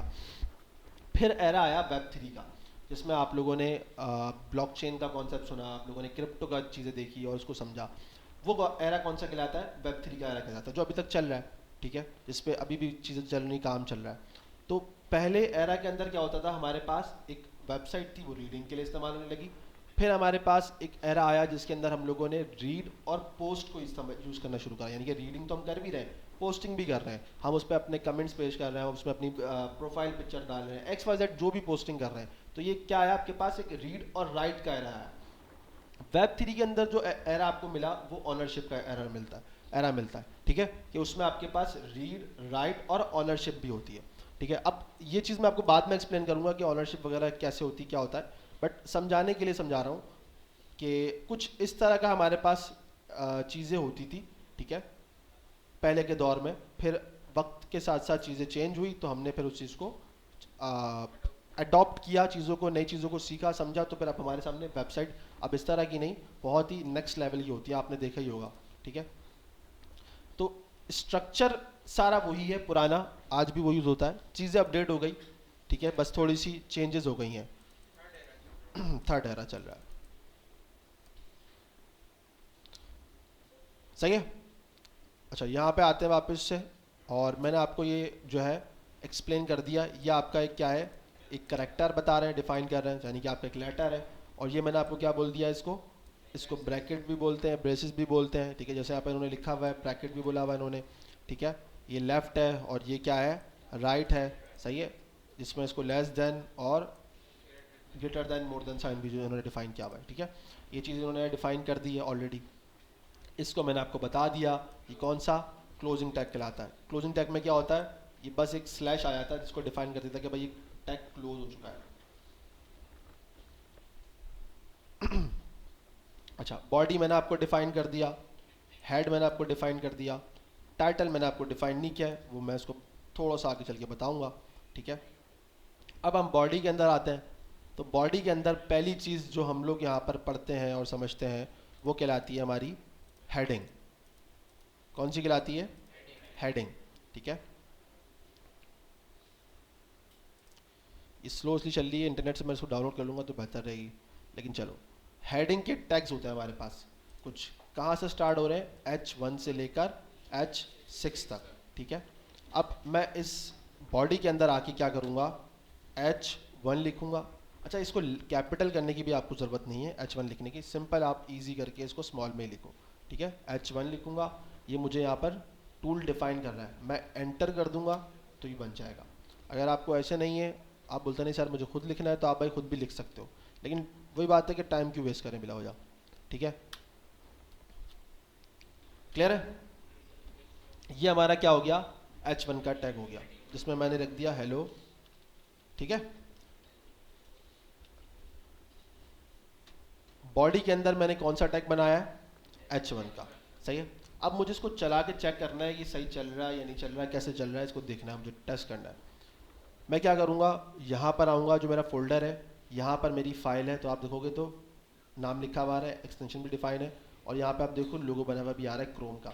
अक्सर लोगों का इसमें जो है ना फायरफॉक्स में भी खुल जाता है या एज में भी खुल जाता है। तो बेहतर तरीका क्या होता है कि आप यहाँ पे राइट क्लिक करो, सही है, ओपन विद पे आप जहाँ जाओगे ना, तो यहाँ पे चूज़ अनदर ऐप पे क्लिक कर लो, और यहाँ पे क्लिक करके आप किसी भी एक को सेलेक्ट कर लो। फॉर एग्जांपल गूगल क्रोम पे आप कंफर्टेबल होते हो या मैं होता हूँ, तो मैं इस पर क्लिक करता हूँ, और यहाँ पे हमारे पास ऑलवेज का ऑप्शन आता है। यहाँ पे या तो किसी पीसी के अंदर यहाँ पे ऑप्शन आ रहा होता है, चेक आ रहा होता है कि ऑलवेज यूज, तो आप इसको क्या करोगे, ऑलवेज पे क्लिक कर दो, ठीक है। क्लियर हो रही बात, तो आपके लिए आसानी होगी कि वो बार बार क्रोम पे ही खुलेगा, वो एज पे नहीं खुलेगा या फायरफॉक्स पे नहीं जाएगा, अगर आपके पास डिफरेंट जो है ना ब्राउज़र अगर है तो, सही है। अच्छा, अब मैं यहाँ पर क्या करूँगा, इसको राइट क्लिक करके, सॉरी लेफ्ट क्लिक करके मैं इसको ओपन कर दूंगा, तो मेरे पास यहाँ पर कुछ टेक्स्ट लिखा हुआ आ रहा है, सही है। इंस्पेक्ट, मैं इस पर क्लिक करूँगा, सॉरी इंस्पेक्ट करने की जरूरत नहीं है मुझे, इसको मैं लॉगिन कर, सॉरी जूम कर देता हूँ मैं इसको, ताकि आपको सारी चीज़ें क्लियर हो जाए, ठीक है। मैंने जूम किया भाई, तो ये क्या एक हमारा टेक्स्ट लिखा हुआ आ रहा है।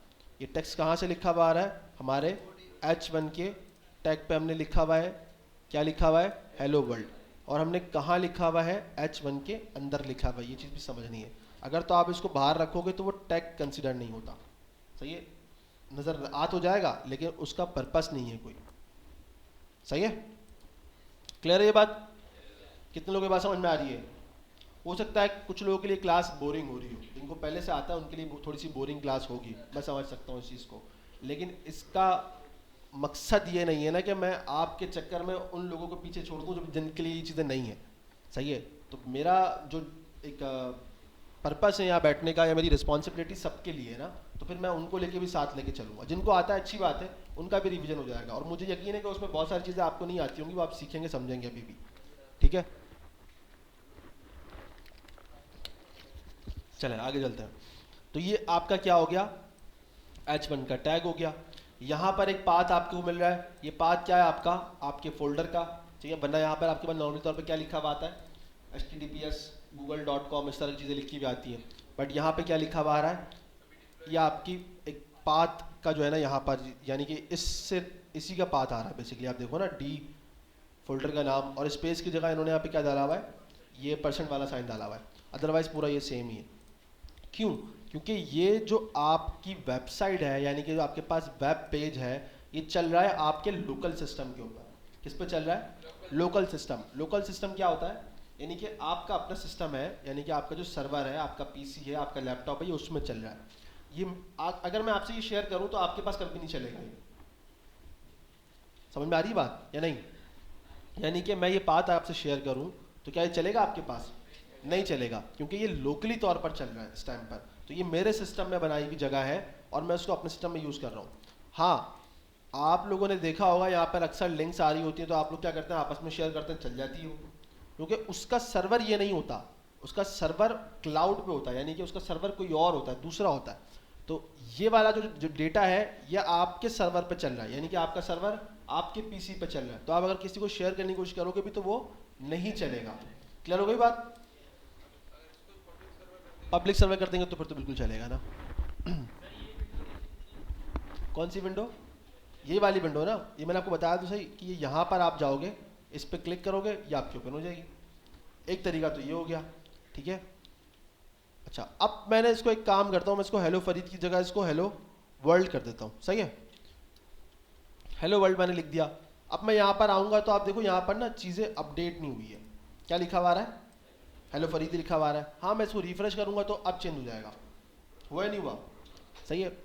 तो ये चीज़ थोड़ा सा आपको इस चीज़ के अंदर डिफ़िकल्टी पेश आएगी, सही है, कि आप यहाँ पर चेंजेस करोगे, आप यहाँ पर आओगे, आपको नहीं होगा तो आपको रिफ्रेश करना पड़ेगा। तो इसीलिए मैंने आपको एक एक्सटेंशन डाउनलोड करवाई, लाइव सर्वर, ठीक है। लाइव सर्वर का अगर आप देखोगे, जब आप लाइव सर्वर जैसे ही डाउनलोड करोगे आपके पास यहाँ पे गो लाइव का ऑप्शन आ जाता है, सही है। ये क्या करता है, ये एक आपको लाइव सर्वर क्रिएट करके दे देता है, यानी कि आप यहाँ पर चेंजेस करके इस फाइल को जैसे ही सेव करते हो, वो चेंजेस आपको फ़ौरन वहाँ पर रिफ्लेक्ट हो जाती है। ये बात समझ में आ गई? कितने लोगों की बात समझ में आई और कितने लोगों को नहीं आई ये बात समझ में? सबको क्लियर है? हाँ, दोबारा रिपीट कर देता हूँ। मैंने आपको बताया कि मैंने यहाँ से जब ओपन करी एक फाइल तो वो ओपन तो हो गई, शो भी हो रहा है, टेक्स्ट भी लिखा हुआ आ रहा है, बट मैंने यहाँ पे कोई ना कोई चेंजेस करी है। मैंने इस हेलो वर्ल्ड की जगह मैंने इसको हाई कर दिया, एग्जांपल के तौर पर मैंने इसको हाई कर दिया। अब ये फाइल मैंने सेव करी है, ठीक है। सेव कैसे होती है? Ctrl+S से, ठीक है। एक होता है इसके अंदर हमारे पास ऑटो सेव का ऑप्शन भी होता है, आप इसको चेक करके रखोगे तो क्या करता है, वो फाइल को ऑटोमेटिकली खुद ही सेव कर रहा होता है, ठीक है। बट मैं यहाँ पर आप लोगों को रिकमेंड करता हूँ कि आप ऑटो सेव ना करो, बेहतर होता है आपके लिए। कभी कभी वो डिफ़िकल्टीज भी आ जाती हैं, आप काम करते करते आपको एरर्स दिखाना शुरू कर देता है वहाँ पर, ठीक है, क्योंकि वो बहुत ही फास्ट चल रहा होता है। आप एक वर्ड लिखते हो फ़ौरन उसको सेव कर देता है, आप सेकंड वर्ड लिखते हो फ़ौरन सेव कर देता है। तो बेहतर ये है कि जब आप पूरा कोड लिखो एक साथ सेव करके चला के देखो, बेहतर तरीका ये है, मैं इस चीज़ को समझता हूँ, बाकी आपकी मर्जी है, ठीक है। तो मैंने यहाँ पे क्या किया, हाई वर्ल्ड मैंने यहाँ पे डिफाइन किया, लिख दिया इस टेक्स्ट को, सही है। अब मैं यहाँ पे जा रहा हूँ तो मेरे पास क्या यहाँ पे रिफ्लेक्ट हो रही है, चेंजेस हो रही है? नहीं हो रही। मुझे क्या करना पड़ेगा? रिफ्रेश करना पड़ेगा। मैं यहाँ पर रीलोड करता हूँ पेज को तो मेरे पास अब लिखा हुआ आ रहा है, सही है। तो कभी कभी ये चीज़ें तंग करती हैं, सही है, बार बार आपको रिफ्रेश करना पड़ता है अपनी चेंजेस को देखने के लिए। तो उसका बेहतर सोल्यूशन ये है कि आप क्या डाल लो, गो लाइव सर्वर, जो मैंने आपको डिफाइन किया बताया था पहले। जैसे ही आप गो लाइव सर्वर डालोगे आपके पास नीचे गो लाइव का ऑप्शन लिखा हुआ आ रहा होगा। आप जैसे ही जो है ना देखोगे यहाँ पर इंस्टॉल करते हो ना इसको, लाइव सर्वर को जैसे ही आप इंस्टॉल करोगे आपके पास फ़ौरन यहाँ पे ऑप्शन आ जाएगा गो लाइव का। तो इसका मतलब है आपका लाइव सर्वर सही से इंस्टॉल हो गया, सारी चीज़ इंस्टॉल हो गई। अच्छा, हो सकता है आपके सामने एक पॉपअप भी आए ट्रस्ट फोल्डर वाला भी, तो आपने उस पर ट्रस्ट कर देना है उसको, वरना ये बार बार इसे जो है ना चलेगा नहीं, तंग करेगा आपको ये, ठीक है। इसमें इंस्टॉल इसलिए आपको ये चीज़ ऑप्शन नहीं शो हो रही, नहीं उस पर रिफ्रेश करने की ज़रूरत नहीं है। मैंने अभी चलाया नहीं है ना लाइव सर्वर को, बता रहा हूँ आपको, अभी तक मैंने चलाया नहीं है। अभी आपको डिफाइन यही चीज़ कर रहा हूँ कि मैंने यहाँ पर अभी तक इसको चलाया है तो सिर्फ यहाँ से मैंने ओपन किया था। अब मैं इसको क्लोज करूँगा, वापस अपने VS कोड पे आऊँगा और अब मैं यहाँ से रन करूँगा। जैसे ही मैं इसको गो लाइव करता हूँ तो ये क्या करेगा, ये मुझे ऑटोमेटिकली मेरे ब्राउज़र के ऊपर शिफ्ट कर जाएगा और उसको स्टार्ट कर देगा, ठीक है। आ गया। अब यहाँ पर आपके पास चीज़ चेंज हो गई है, अब पाथ नहीं आ रहा, अब यहाँ पर एक आपके पास आईपी एड्रेस आ रहा है, ठीक है। ये IP address local IP address है, आपके सिस्टम का आईपी एड्रेस है, मतलब कोई ऐसा कोई बाहर का नहीं है ये, ठीक है। उसके बाद ये स्लैश फाइल का नाम डिफाइन कर रहा है, सही है। अब इस गो लाइव में और वहाँ से ओपन करने में क्या डिफरेंस है भाई? मैंने जैसे यहाँ हाई वर्ल्ड लिखा है, मैं यहाँ पे क्या कर देता हूँ, इस वर्ल्ड का W कैपिटल कर देता हूँ। मैं यहाँ जैसे ही जाऊँगा तो आप देखो W कैपिटल ऑटोमेटिकली हो गया, यानी कि ये क्या कर रहा है, लाइव रिफ्लेक्ट कर रहा है, चेंजेस कर रहा है, ठीक है। ये बेनिफिट है इसका, सही है। क्लियर हो गई बात? सबको क्लियर है? चलें आगे। अच्छा, ये इसका 100 का साइज़ है, ठीक है। अगर आप देखो तो ये आपको कुछ इतना दिख रहा है, वो मैंने बड़ा करके आपको इसलिए दिखा रहा हूँ ताकि आपको नज़र आए, अदरवाइज़ ये इतना है नहीं, ये है इतना ही। अच्छा, इसके बाद फिर हमारे पास कितने टैग्स आते हैं, H1 की जगह फिर H2 आ जाएगा। किसको?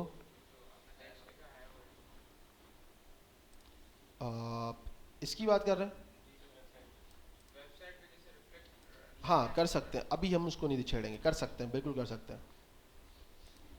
H2 हो गया, फिर H3 का टैग आपके पास एक आ जाएगा, फिर H4 का टैग आ जाएगा, H5 का टैग आ जाएगा आपके पास, H6 का टैग आ जाएगा। यही लिमिट है इसकी, इससे ज़्यादा नहीं जाता ये। तो अब आपने क्या करना है, फॉर एग्जांपल मैंने इसमें हाई वर्ल्ड को कॉपी किया और यहाँ पे पेस्ट कर दिया, ठीक है। मैं इसको और आसान तरीके से बना सकता था, लेकिन मैं आपको भी चीज़ें स्लो स्लो करके समझा रहा हूँ, ठीक है। मैंने H1 लिखा, फिर उसी टेक्स्ट को मैंने क्या कर दिया, H2 और H3 और H6 में डाल दिया। अब मैं यहाँ जाऊँगा तो आप देखो यहाँ पर क्या हो रहा है, इनके साइज़ में चेंजेस आ रही हैं। हाई हेलो, या इसको हाई कर देते, इसको मैं हेलो कर देता हूँ, ठीक है।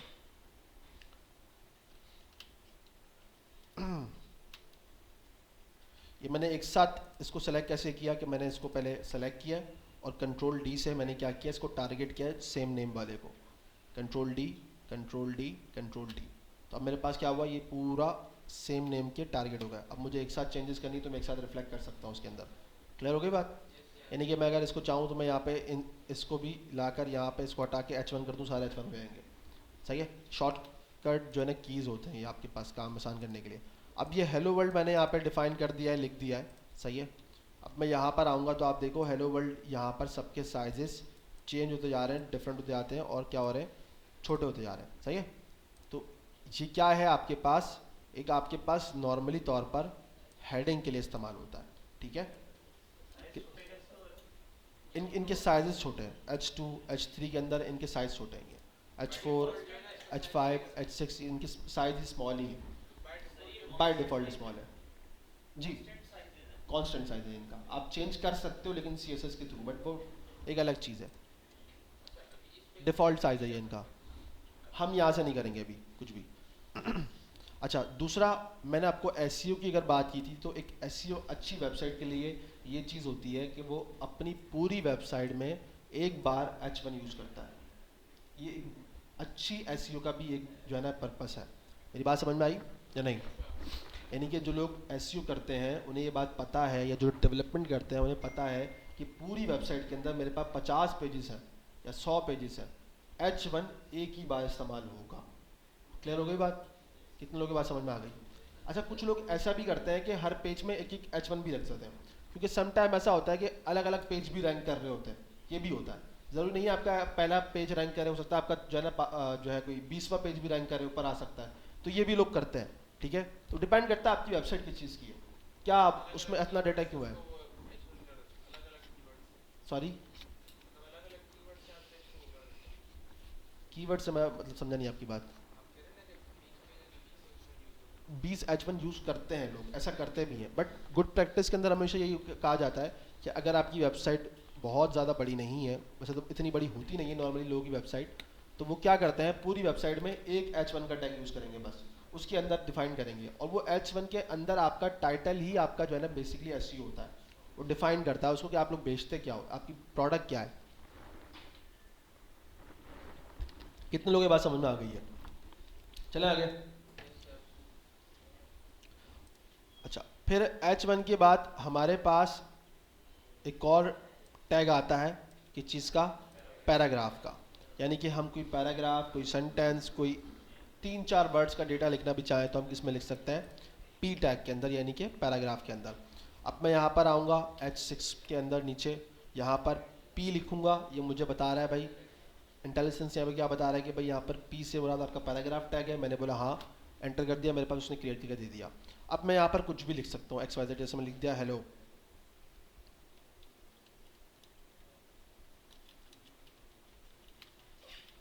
ठीक है, मैंने एक टेक्स्ट लिख दिया है। मैं यहाँ पर आऊँगा, चेंजेस तो मुझे ऑटोमेटिकली यहाँ पे मिल जाएगी। तो ये मेरा टेक्स्ट लिखा हुआ आ रहा है।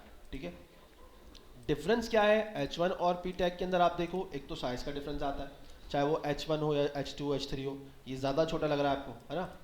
दूसरा डिफरेंस आपको क्या नज़र आ रहा है इसके अंदर? बोल्ड का डिफरेंस नज़र आ रहा है। हेडिंग नॉर्मली तौर पर हम लोग बोल्ड ही रखते हैं ना लोग, आप लोग अगर पेपर में भी लिखते हैं तो आप क्या करते हैं, उसको कट मार्कर से रख के जो है ना लिखते हैं। आप उसको बोल्ड करने की कोशिश करते हैं, डिफाइन करें कि ये हेडिंग है, ये इसकी जो है ना सेपरेट करती है उस चीज़ को। तो यहाँ पे भी वही चीज़ है कि आपका जो पैराग्राफ का टैग है वो बोल्ड नहीं है, अगर आप देखो तो, है ना, नहीं है ना। लेकिन आपका जो H1 है, चाहे वो लास्ट वाले इस पे भी आ रहा है, तो वो क्या कर रहा है, बोल्ड ही है। सही है।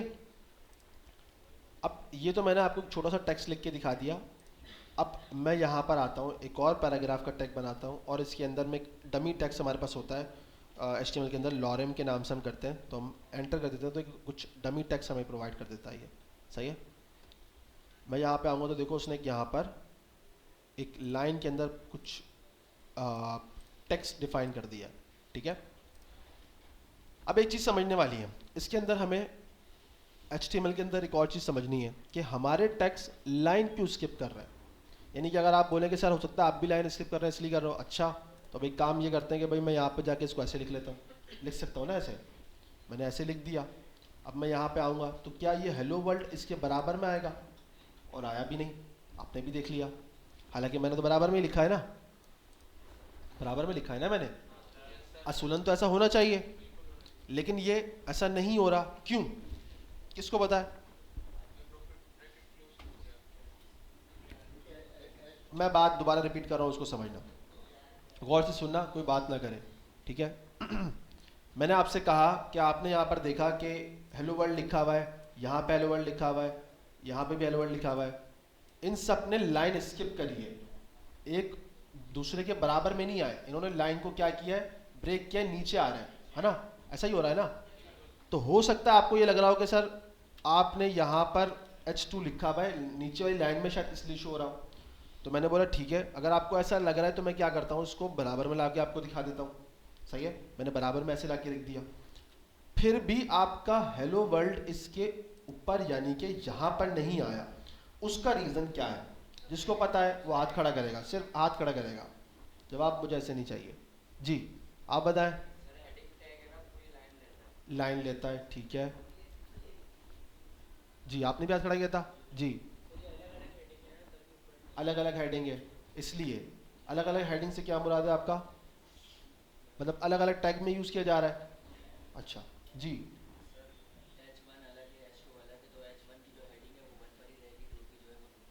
तो अगर मैं चले, अगर मैं इसको H1 ही कर दूं तो अब तो दोनों सेम है, तो अब तो दोनों को लाइन में आना चाहिए, आना चाहिए, लाइन में नहीं आना चाहिए। अगर तो आपकी तरीके से बात करूं तो लाइन में आना चाहिए, और अगर मैं यहाँ जाऊं तो लाइन में नहीं आ रहा। हाँ, हाथ खड़ा करेंगे तो आप लिख तो नीचे बैठे, मुझे पता भी नहीं चल रहा। ब्रैकेट क्लोज करें, नहीं जी, ब्लॉक है, ठीक है जी। जी लास्ट में, सॉरी, पी आर नहीं लगा हुआ, बी आर नहीं लगा हुआ, बी आर, ओके सही है जी। यहाँ पे हाथ खड़ा कर रहे हैं, सिंटेक्स फ्री है और ब्लॉक लेवल एलिमेंट है, ठीक है। तो आपने जैसे ब्लॉक की बात करी, किसने कहा था, आपने कहा था, किसने कहा था, आपने कहा। अच्छा, हमारे पास ना एलिमेंट, हम इसको एलिमेंट भी कहते हैं, जैसे मैंने टैग की बात करी, इसको हम एलिमेंट भी कहते हैं। ठीक है, तो इसमें ना दो तरह के जो है ना हमारे पास कैटेगरी होती है, एक ब्लॉक लेवल होती है और एक इनलाइन होती है। कौन सी होती है? रिपीट करेंगे तो पता चलेगा आप लोग जाग रहे हैं। ब्लॉक और इनलाइन। दोबारा रिपीट करें, ब्लॉक और इनलाइन। ब्लॉक लेवल एलिमेंट का काम ये होता है कि वो अपनी लाइन में किसी दूसरे एलिमेंट को जगह नहीं देते। ये बात समझ में आ गई? कितने लोगों की बात समझ में आ गई और कितनों को नहीं है अभी भी? जी, क्या नहीं है आपको समझ में? अच्छा, मैं समझा देता हूँ। आप अपनी चेयर पे बैठे हुए हैं, आप प्रेजेंट हैं, तो आपकी चेयर पे कोई और आके बैठ सकता है? नहीं आ सकता। इसी तरह ब्लॉक लेवल एलिमेंट जिस लाइन में आते हैं वो किसी और को जगह नहीं देते, वो कहते हैं हमारी पूरी लाइन है। यानी कि ब्लॉक से मुराद मतलब वो उस लाइन को ब्लॉक कर रहे हैं, उस पूरी लाइन को ब्लॉक कर देते हैं, कहते हैं ये कब्जा कर लेते हैं, हमारी लाइन है। टैग की बात हो रही है, एलिमेंट मैंने कहा ना, इस जिसको हम टैग कह रहे हैं ना, इसको हम एलिमेंट भी कहते हैं, तो आप ब्लॉक टैग भी कह सकते हैं इसको आसान वर्ड के अंदर। तो H1 कह रहा है कि भाई ये लाइन मेरी है, इसमें मैं किसी को जगह नहीं दूंगा, चाहे मेरे खानदान का कोई हो, यानी कि H1 ही क्यों ना हो, चाहे वो कोई और हो, जगह हमने किसी को नहीं देनी। समझ में आई बात? तो ब्लॉक लेवल एलिमेंट क्या बोल रहे हैं? जल्दी रिपीट करो बात को, किसको पता है जल्दी बताओ। ये जगह पूरी मेरी है भाई, मैं जगह नहीं दूंगा, यानी कि हाँ कब्जा माफी है ये बोल लेते हैं कि भाई अगर हम यहाँ पे खड़े हो गए तो अब उस पूरी लाइन में कोई नहीं आएगा।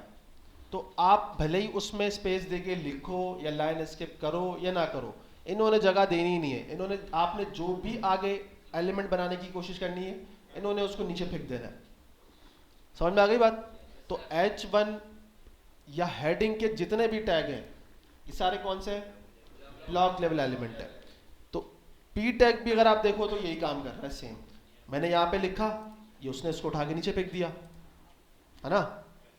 अगर आप कहते हैं भाई इसको बराबर में लिख दो, मैं बराबर में ऐसे लिख देता हूँ, फिर भी यही हो रहा है। क्यों? क्योंकि ये ब्लॉक लेवल एलिमेंट है। इनलाइन आएगा तो मैं आपको बताऊंगा इनलाइन क्या होता है। अभी ब्लॉक लेवल समझ गए? समझ गए सारे? सबको क्लियर है? चलें आगे।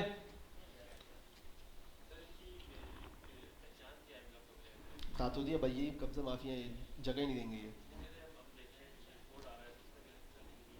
प्रैक्टिस, आप जब आप पढ़ते रहेंगे तो आपको अच्छा लगेगा कि ये पी टैग जो है लाइन वैसे ही जो है ना जगह नहीं देता, इसी तरह H1 भी नहीं देता, तो फिर आपको समझ में आना शुरू हो जाएंगी चीज़ें।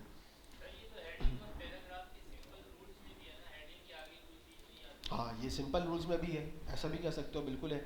लेकिन ये सिर्फ एक चीज़ है, अभी आस्ते आस्ते आपको और चीज़ें मिलना शुरू होंगी, इस तरह के और टैग्स आना शुरू होंगे जो कि वाकई में आपको जगह नहीं देने वाले। वो आपको बोलेंगे कि भाई नेक्स्ट लाइन से लिखो, नेक्स्ट लाइन से लिखो।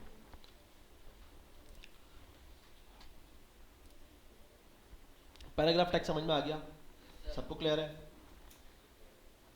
नेक्स्ट हमारे पास आता है बोल्ड और इटैलिक। यानी कि बोल्ड को आपको पता चलिए कि भाई बोल्ड क्या करता है, आपके लेटर्स को जो है बोल्ड कर देता है, यानी कि उसको मोटा कर देता है, उससे कलर थोड़ा सा डार्क हो जाता है ना? और इटैलिक क्या करता है आपका, उसको फॉर्मेट चेंज कर देता है। ये चीज़ें आप लोगों ने माइक्रोसॉफ्ट के अंदर देखी होंगी, MS वर्ड अगर आप सबने यूज़ किया होगा मोस्टली, तो ये चीज़ें यूज़ होती हैं, ठीक है? उसके पीछे भी ये चीज़ें यूज़ हो रही होती हैं, HTML और ये सारी चीज़ें, ठीक है? अब मैं पी टैग के बाद यहाँ पर एक बोल्ड लेटर लिखता हूँ, बी डिफाइन करता हूँ, और यहाँ पे जैसे मैंने लिख दिया हेलो करके लिख दिया, सही है?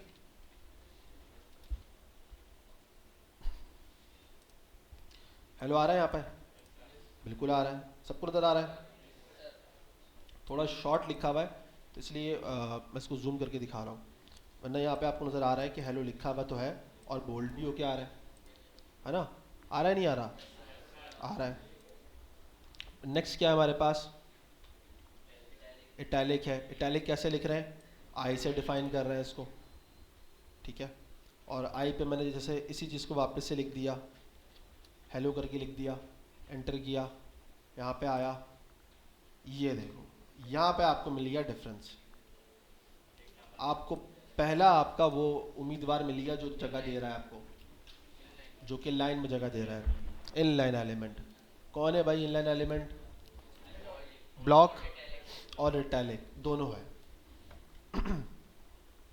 यानी कि अगर मैं इसके बाद दोबारा से अगर बोल्ड को लिख लूँ तो क्या हुआ कि हेलो ये वाला भी आ रहा है और ये वाला भी आ रहा है। यानी कि ये वाले जो आपके पास थे ये सारे कौन से एलिमेंट के ला रहे थे? Block level element. अब आपके पास दो इनलाइन एलिमेंट डिफाइन हो गए जिन्होंने क्या किया, स्पेस दिया है, जगह दी है एक दूसरे को, ठीक है। अच्छा, अब आपका सवाल होता है कि सर क्या हम बोल्ड टैग को पी टैग के अंदर रख सकते हैं? तो मैं कहूँगा बिल्कुल आप रख सकते हैं। अच्छा, कैसे रख सकते हैं इसको? मैं यहाँ पर आऊँगा, जैसे मुझे यहाँ पर फरीद को बोल्ड करना है, तो मैं क्या करूँगा, यहाँ पर स्पेस दे के बी को लिखूँगा, बी टैग, और इसको यहाँ से कट करके ला के इसके अंदर पेस्ट कर दूँगा। तो अब क्या होगा, यहाँ पर ये क्या हो गया, बोल्ड हो गया। सही है। इसी तरह मैं इसको इटैलिक कर सकता हूँ। क्या करूँगा, इस पी टैग के बाद, अच्छा मैं डायरेक्ट लिखने की कोशिश करूँगा ना, तो तब भी लिख सकता हूँ, ऐसा नहीं है नहीं लिख सकते, बट कभी कभी क्या करता है ये वर्ड को मिक्स कर देता है। आप लिखते लिखते जाओगे तो ये वर्ड मिक्स करना शुरू कर देगा। सही है, तो आपके लिए प्रॉब्लम होती है। तो मैं इसलिए कहता हूँ आप स्पेस दे के जो है ना चीज़ों को, टैग को लिखिए, यानी कि मैंने स्पेस दिया, यहाँ पर आया, अब मैंने इटैलिक लिख लिया, ठीक है। तो ये थोड़ा सा आपके लिए आसानी होती है इस चीज़ के अंदर।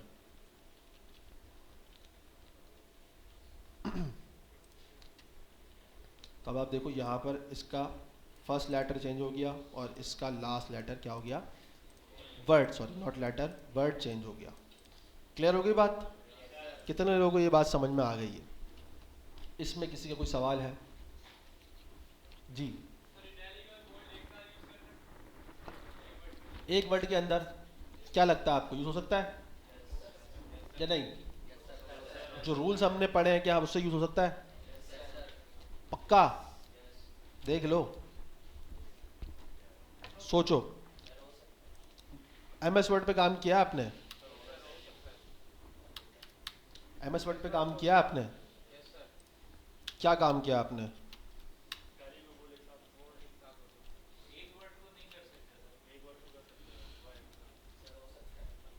कितने लोग कह रहे हैं हो सकता है, और कितने लोग कह रहे हैं नहीं हो सकता? एक पर्सन कह रहा है नहीं हो सकता, और कोई है? दो। यानी कि ना होने वालों की उम्मीद कम है। कि बीच वाली जो कैटेगरी है मुझे कभी समझ में नहीं आई है, और ये मुझे समझ में आती भी नहीं है। या तो आप बोलो ट्रू होता है या तो बोलो फॉल्स होता है। भले ही आप बोलोगे सर मुझे नहीं पता, लेकिन एटलीस्ट हम तुक्का मार रहे हैं, कोई मसला नहीं है। जो चुप रहने वाली है, जो बीच वाली है ना, ये मुझे समझ में नहीं आते। सही है, तो मेरी क्लास में बीच वाले नहीं होने चाहिए।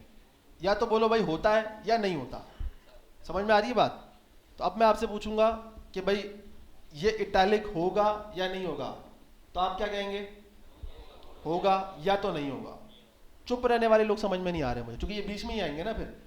ठीक है, अब या तो ये कंफ्यूज है या इनको पता नहीं है, बिल्कुल कोई मसला नहीं है। लेकिन अगर आपको नहीं पता आप तब भी गलत बोलोगे तो मैं यहाँ पे गोली मार दूंगा। यहाँ पे कोई जंग थोड़ी लड़ रहा हूँ कि आप गलत बोलोगे तो मैं आपको मार दूंगा, नहीं भाई। कोई बात नहीं, सीखना है ना, तो गलत भी बोलेंगे। तो दोबारा सवाल करूंगा मैं, ये अब बोल्ड और इटैलिक साथ होगा?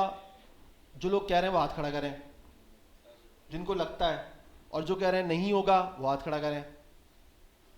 नहीं होने वाले मेजॉरिटी कम है। सही है, चलो देखते हैं। हो रहा है भाई। तो ना होने वाले क्या हो गए? गलत हो गए। क्यों भाई? मैंने अभी आपको बताया कि ये सारी चीज़ें काम करती हैं। मैंने आपको इसलिए बोला कि अभी जितना हमने पढ़ा है, क्या ये चीज़ उस चीज़ में इम्प्लीमेंटेशन हो रही है? बोल्ड और इटैलिक आपस में जो है ना एक दूसरे को जगह देने को बैठे हुए हैं, तो वो ये भी एक्सेप्ट करेंगे। सही है। अच्छा, अब पी टैग के अंदर क्या हम पी टैग रख सकते हैं? बिल्कुल रख सकते हैं। मैं ये नहीं कह रहा नहीं रख सकते, बिल्कुल रख सकते हैं। लेकिन पी टैग का मसला क्या है? ब्लॉक लेवल एलिमेंट है, तो वो उसमें स्पेस आएगा? नहीं आएगा। पक्का? चलो ये भी एक्सपेरिमेंट कर लेते हैं। फिर सवाल, इसको मैं कॉपी करता हूँ और मैं इसको यहाँ पर रखता हूँ और ऐसे करता हूँ। अब मेरा आपसे सवाल है, ठीक है, मैं इसको थोड़ा सा जूम आउट करके दिखा देता हूँ। आपको नज़र आ रहा है सबको? चीज़ें क्लियर हो रही हैं? मैंने एक पी टैग ये रखा हुआ है और उसी के अंदर दूसरा पी टैग भी रखा हुआ है। कोई फ़र्क पड़ेगा? नहीं पड़ेगा। लाइन स्किप करेगा? क्यों नहीं करेगा? दो पैराग्राफ शो होंगे। तो वही अब सवाल है मेरा यही है कि भाई ये जो कह रहे हैं कि दो पैराग्राफ शो होंगे, वो कितने लोग कह रहे हैं इनकी बात से एग्री करेंगे? इनको लगता है कि वाकई में दो पैराग्राफ शो होंगे, यानी कि इसका मतलब है कि लाइन स्किप करेगा। बेसिकली ये कहने का मकसद है आपका कि वो लाइन स्किप करेगा। तो कितने लोग हैं? क्या कहते हैं इस बारे में? और जो कह रहे हैं लाइन स्किप नहीं करेगा वो कितने हैं? देखो फिर अभी भी 20 वाले हैं कैटेगरी के अंदर। या तो थोड़ा सोच रहे हैं आप लोग अभी, है ना? चलें सोच लें, 2 मिनट मैं आपको देता हूँ, सोचें और इसका जवाब दें। सोच लें आराम से, 2 मिनट दिए ना मैंने आपको, सोचें। ये मोबाइल निकाल के चैट जीपीटी नहीं कीजिएगा, सही है ना? मुझे पता है ये सर, मैंने आपको कहा ना मैं बच्चा इतना पढ़ा के आया, मुझे पता है सारे सवाल के जवाब कैसे मिलता है। ब्रैकेट तो मैंने सारे क्लोज करा है। कौन सा ये? हाँ तो वो तो उसके अंदर आया हुआ ना, तो वैसे क्लोज हो नहीं सकता ना, तो ये तो उसका चाइल्ड हो गया ना, तो वो क्लोज कैसे हो सकता है?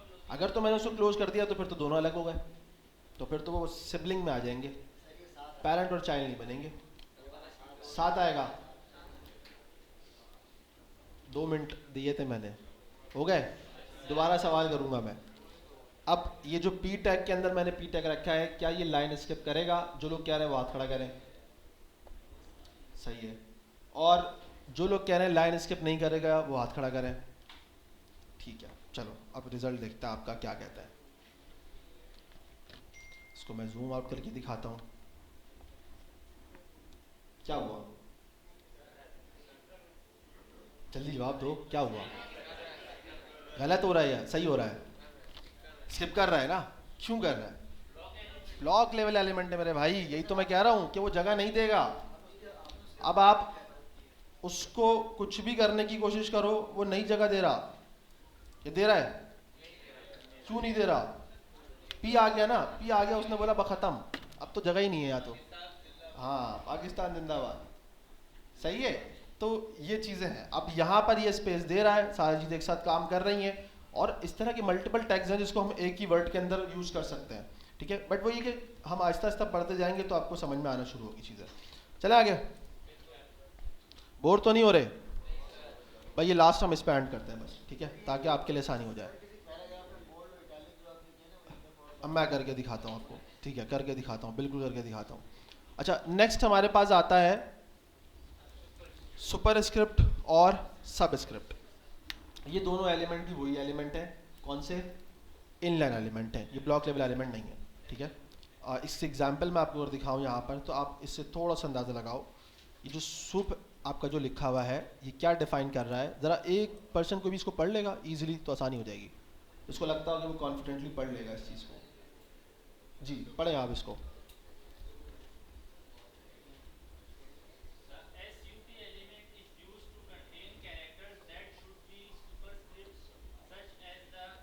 सुप, हाँ,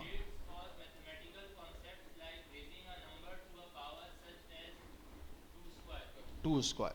ठीक है, क्या कह रहे हैं भाई? ये जो आपका सुप या इसको सुपर स्क्रिप्ट कहा जा रहा है, ये टैग आपके पास, ये एलिमेंट क्या कर रहा है आपके पास? मैथमेटिक्स के अंदर ये कॉन्सेप्ट जो आ रहा है यहाँ पर 2 की पावर 2, तो इसके इस तरह के कुछ वर्ड्स अगर आपको अपने प्रोग्रामिंग के अंदर लिखना हो, या सॉरी अपने HTML के अंदर आपको लिखना हो, तो आप क्या यूज़ करेंगे? इस सुप के टैग्स को। अब फॉर एग्जांपल इन सब को मैं हटा के नीचे एक और पैराग्राफ का टैग यूज़ कर लेता हूँ। ठीक है, और उसके अंदर मैं इसके अंदर कौन सा यूज़ कर सकता हूँ? ठीक है, ये 4th वाला यूज़ करते हैं। सही है, तो अब मुझे यहाँ पर कुछ 4 लिखना है, तो मैं ऐसे लिख दूंगा। ठीक है, मैं आपको दिखा देता हूँ यहाँ पर जूम करके, तो 4 आपको कुछ इस तरह लिखा हुआ आ रहा है, नज़र आ रहा है?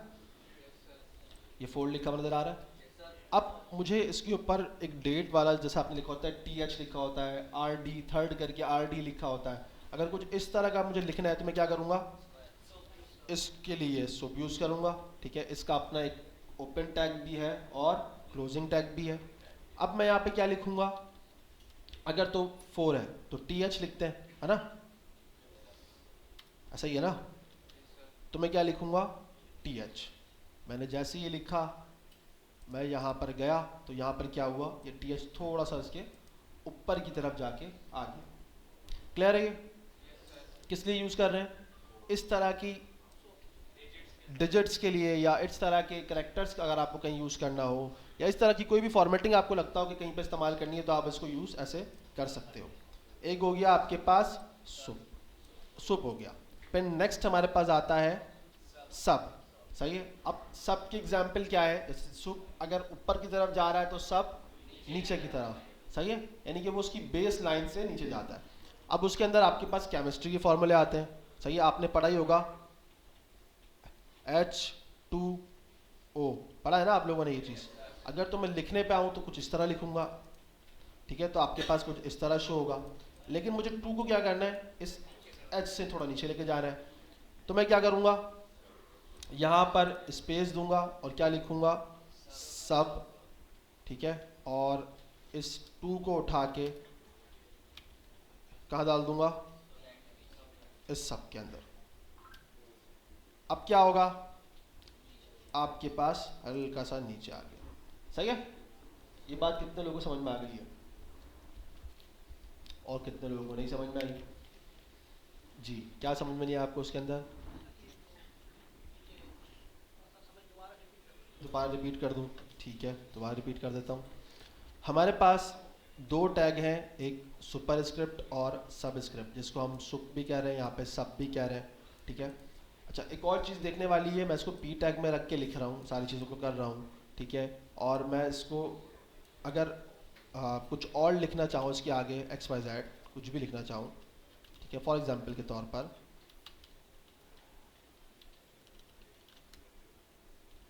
तो आप देखो ये लाइन भी ब्रेक नहीं कर रहा है, सही है। तो ये कौन से एलिमेंट है आपके, इनलाइन एलिमेंट है, ब्लॉक लेवल नहीं है, इनलाइन एलिमेंट, ये लाइन ब्रेक नहीं कर रहे, एक ही लाइन में आ रहे हैं ना सारे, अगर आप देखो तो ये आगे वाला लाइन इसी लाइन में आ रहा है ना, ठीक है। अच्छा, अब सुब स्क्रिप्ट क्या कर रहा है, ठीक है, ये आपके उसके अंदर जो भी टेक्स्ट लिखा हुआ है उसको क्या कर रहा है, नॉर्मल वाले जो टेक्स्ट है उससे थोड़ा सा ऊपर करके आपको जो है ना वहाँ से स्टार्ट कर रहा है। जैसे हमने यहाँ पे TH को देखा तो उसने क्या किया, ऊपर से स्टार्ट किया, ठीक है। और जो आपका सब वाला है वो क्या कर रहा है, आपकी जो बेस लाइन है उससे थोड़ा सा नीचे की तरफ जाके यहाँ से स्टार्ट हो रहा है, देखा आपने, हल्का सा देखो आप सेंटर की तरफ, मतलब उसके भी दरमियान ही आ रहा है ऑलमोस्ट, अगर आप देखो तो, ठीक है। तो इस तरह की इक्वेशंस के लिए या इस तरह के फॉर्मेटिंग के लिए हम इन चीज़ों को यूज़ कर सकते हैं, ठीक है। याद करने के लिए आप ऐसे रख सकते हो भाई, सुपर से आप जा सकते हो भाई, वो सुपरमैन वो हवा में उड़ता है ना, तो ये हवा में होता है। और सब का क्या है भाई, आपका बेस, यानी कि बिल्कुल नीचे की तरफ आ रहा है, बी से क्या होता है, बेस, तो बेस पता है ना, बेस लाइन होती है एक, ठीक है, उससे नीचे की तरफ आ रहा है या वहाँ से स्टार्ट हो रहा है, तो ये चीज़ वो डिफाइन कर सकते हो आप, सही है। यहाँ तक आपको चीज़ क्लियर है, सबको क्लियर है, पक्का?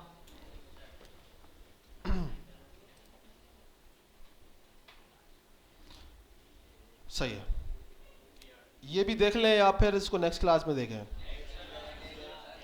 नेक्स्ट क्लास में। अच्छा, कितने लोग कह रहे हैं नेक्स्ट क्लास में ज़रा वो हाथ खड़ा करें, और कितने लोग कह रहे हैं कि जो है हम उसको